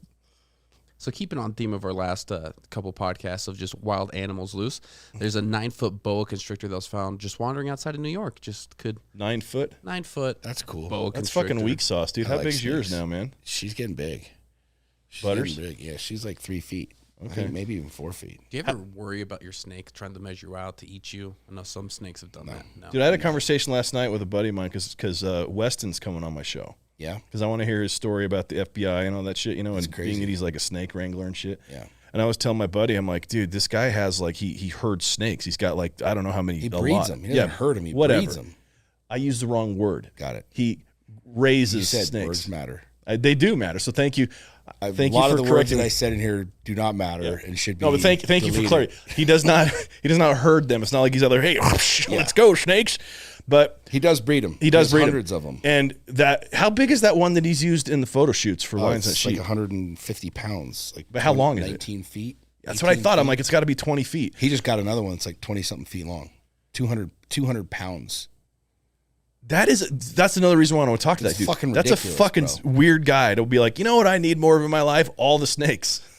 You know what's crazy? Some of the snakes that he breeds, he sells for like $5,000, $6,000, $7,000, $8,000. I bet he does, for man, a little as he piece of- should. And he'll breed them. He just breeds the fuck out of them. Not herd, breed. Huh? He doesn't herd them. he breeds them. He Okay. breeds them. Yeah, dude, that's gonna be a fun one. But Any other fun facts? No, do you want a political one, though? sure, let's do it. The ruble, the Russian ruble is the best it's ever been, or best it's been in about 10, 15 years compared to the Yeah, I US wonder dollar. why that is. So the Russian oligarchs who are hiding their yachts and their planes are just getting richer. Okay. Yeah, Not surprised. that's what happens when you Not make it surprised. so the dollar can't be used in Russia because of whatever, and it weakens props up their currency in a way that's nationalistic. Crazy idea. And to It's like become these more guys in self-sufficient. Washington. I don't know if they have like the right degrees or whatever to understand how this stuff works. Because anyway, The guys in Washington and gals in Washington are very, very, very, it's very interesting what they're doing and what they continue to do and how it all works.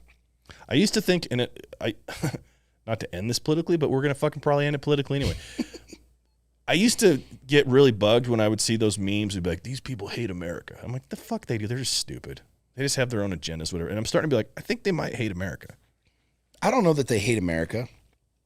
I think that power and greed are really interesting things. Well, they corrupt absolutely, as it says. You know, I think a lot. I mean, I parallel it a lot with like the lottery, right? Yeah. The statistic is something like 80-something% of the people who win the lottery go broke. Why? Oh, interesting. Okay, It's I see where you're because- going with this. It's because if you have a broke mindset and you hand somebody an exorbitant amount of money, they still have a broke mindset. Yeah, they don't know how to handle it. And they have no idea what to do with it. So they just blow through it and it's gone, right? Right. You look at some of these people who get into politics, and prior to even being in politics, their mindset is of a politician, which is I'll say anything and do anything that will get me into a place of power. Like literally, whose pocket do I have to put my hand in? Whose coffee do I have to deliver? Think about it, right, left, Republican, Democrat. Show me a politician that doesn't end up that way or do that. Or, all of them. I mean, even there's a lot of conservatives that through this whole scamdemic bullshit, they got wealthy. They're on boards and they're doing this and on committees and they're in these meetings and they're all insider trading. They're all trading these stocks and these things. Republicans and Democrats getting wealthy. Tell me how many broke senators there are. 0. How many broke congressmen are there? If there are, they're the brand new ones. Give it time. Tell me how, whether they're brand new or not. Tell me how broke they are now. Well, I'm saying give it time. They'll be rich as shit. Show me one president in the last 50 years that hasn't become exorbitantly wealthy by being president of the United States. Trump hasn't. He lost money. That's the only one. That's a crazy idea that like people would hate him and he lost money to do that. You think about that mindset. It's the same reason that lottery winners, majority of them go broke. It's because they have the mindset. If you look at the politicians, they have a very specific mindset, which is why having non-politicians get into the political game, the guys like George Washington, is very, very important, which is why term limits mean something. Because if I'm already rich, Trump, for example, he donated his fucking salary. Everybody else is cashing the checks. They're cashing the checks getting rich. Trump was already fucking rich. You understand what I'm saying? Yeah. There's a mindset that's very, very, very toxic in politics. There's a mindset of a politician. And I'm not just talking about people that are already in office. There's a whole lot of people that have a political mindset and a politician's mindset that aren't in politics. Right. It's the same reality. So this is why some of this conversation we're talking about mindset and programming and whatever, one of the most dangerous things that you can do is weaponize your mind. Because once you weaponize your fucking mind, nobody can fuck with you. Yeah. Once you understand what true freedom is and weaponizing your mind and freeing your mind, no one can fuck with you. Literally, no one can fuck with you. The government can't fuck with you. So they can't fuck with you. So define weaponization of the mind. I want to make sure that's understood. We're going to break Joe Rogan. What's the longest podcast? You want to go down that rabbit hole? Yeah, think about it. What's someone that is free, truly free. Well, hold on. I want to pay attention to that word though, like weaponizing the mind. So that to me, what that means is that my mind's a fucking weapon. Mm-hmm. That means I'm sharp as shit. That means when you come at me with some bullshit idea that's all scallywampus and doesn't have any sort of rhyme or reason to it, I'm going to point it out and be like, "Fuck off with that stupid idea." So I'm going to be rich as shit because I'm going to know the game. Let me draw this out for you in a crayon. I love just the crayons, right? Because it's really simple and it's very hard for people to mistake. Please stick with the primary colors on this. Weaponizing your mind. You've seen countless YouTube videos, countless social media videos of the joke being you go and you take a Trump quote and you quote Hillary and you go out on the boardwalk in Newport Beach and like, so what'd you think about this when Donald Trump said this? But it was really a Hillary quote or vice versa. Right. Fuck that guy. He's a fucking idiot. Talk about weaponizing your mind, right? You get into a debate about politics with somebody and they don't know, they haven't informed themselves, they're uneducated. What do they typically 9 out of 10 times say? Go fuck yourself. Yeah. Fuck you. They get mad, they get angry. Yeah. I mean, don't believe me? Go have a debate with somebody about a topic that they don't understand, that they don't know, that they haven't educated themselves on. What's the first thing that you do? You get angry? You fucking lash out. Oh, and then you get personal. Exactly. Now you're a racist. Yep. You don't know the answer to a question. You just label me a racist, and now you're trying to win. If you stop and think about weaponizing your mind, it's educating yourself. It's knowing. It's having a knowledge basis, and that knowledge comes through experience. Yeah. The people scream. You could hand Donald Trump's tax returns to these people screaming about his tax returns. They wouldn't even know how to fucking read them, bro. They wouldn't even know how to fucking read his tax returns.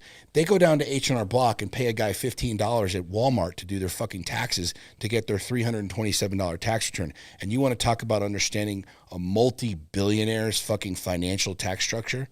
Right. You see what I'm saying? I do. You talk about weaponizing your mind. you're holding in your hand, if you're listening to this on your cell phone, you got a computer, you're literally holding billions, trillions of dollars of information. You're holding in your hand the answer to every question that could be asked. I've proven this over and over and over again. You don't believe, you can literally get the answer to anything that you want with your fucking cell phone. Google right now how to build a spaceship. In fact, Jamie, I know your name's not Jamie, but I'm just going to keep calling you Jamie because you're his Jamie. Yeah. Google how to build a spaceship.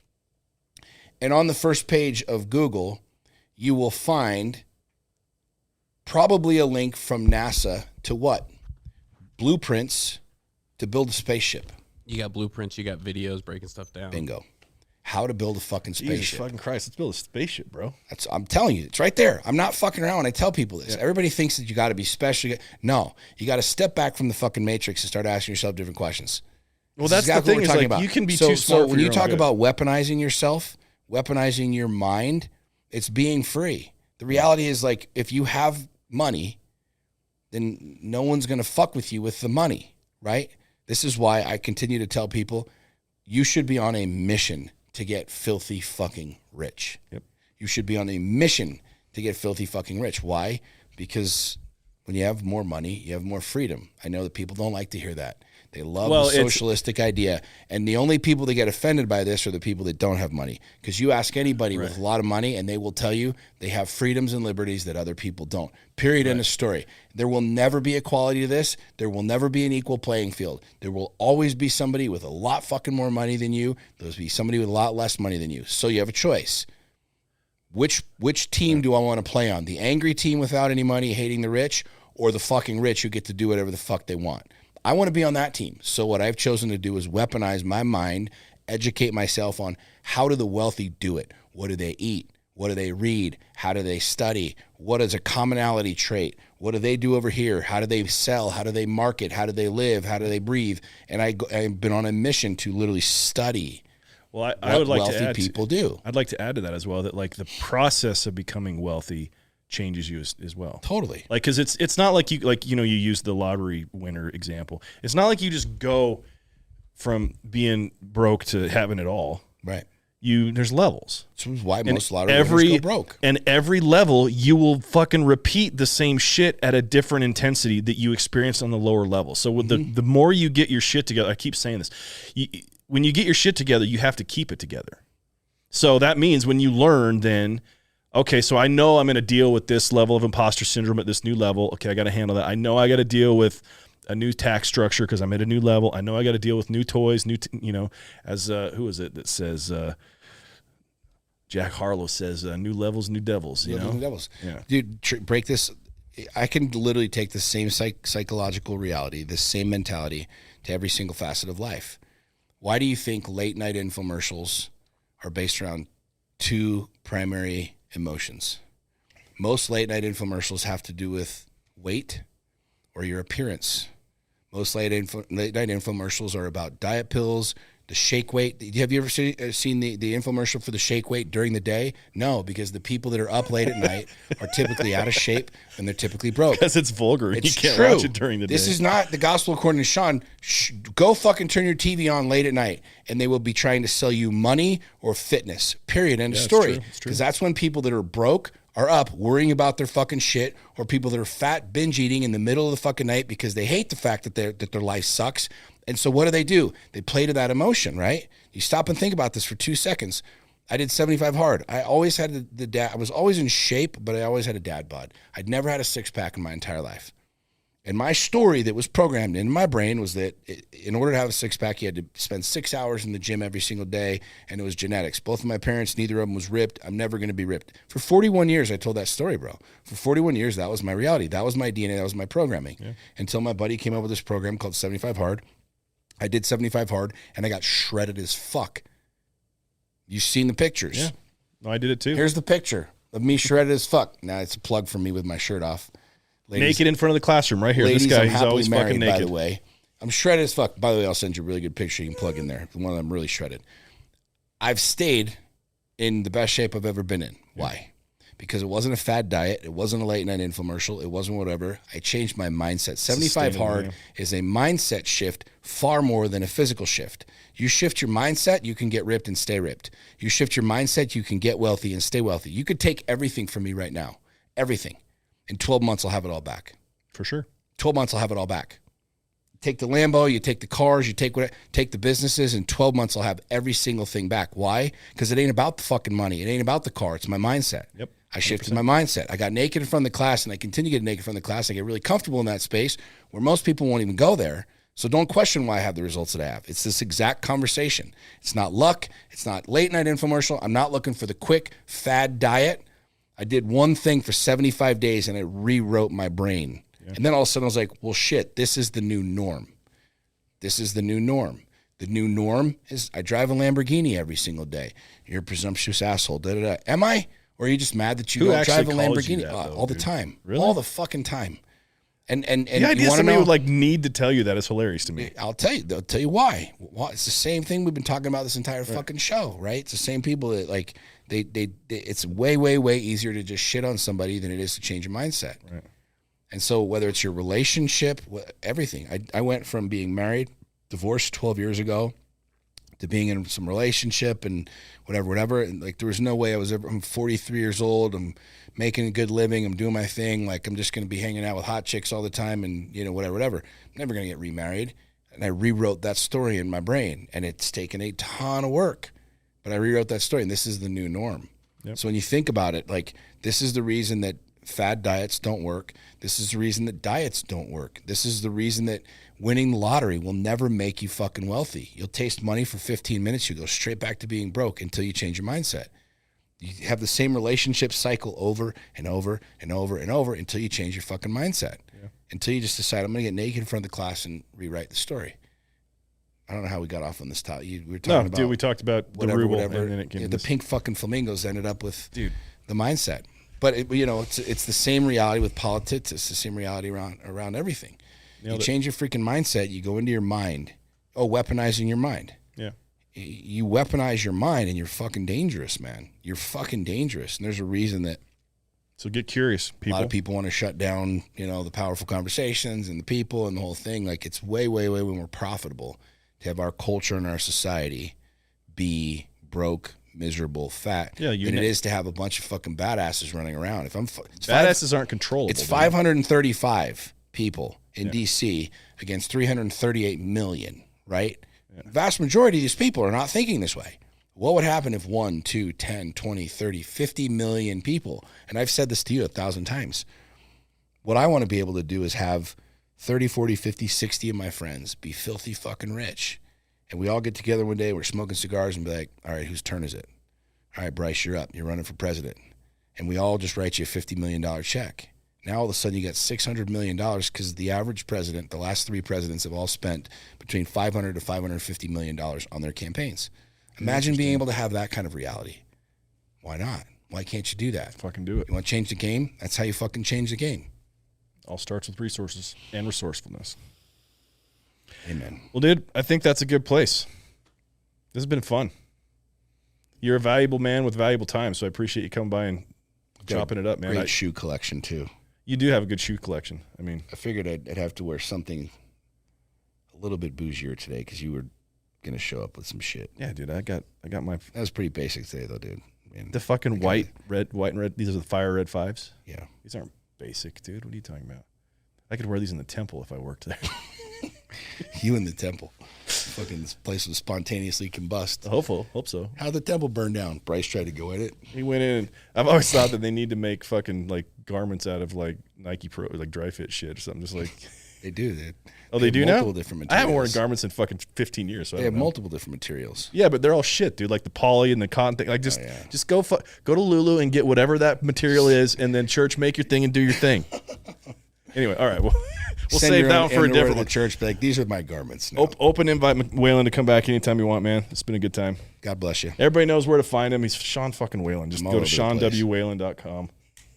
SeanWhalen.com. SeanWhalen.com. Garrett's the only guy that I know that has somehow programmed the marketplace to put his middle fucking initial in his name. And nobody says Garrett White. It's always Garrett J. White. I've noticed that.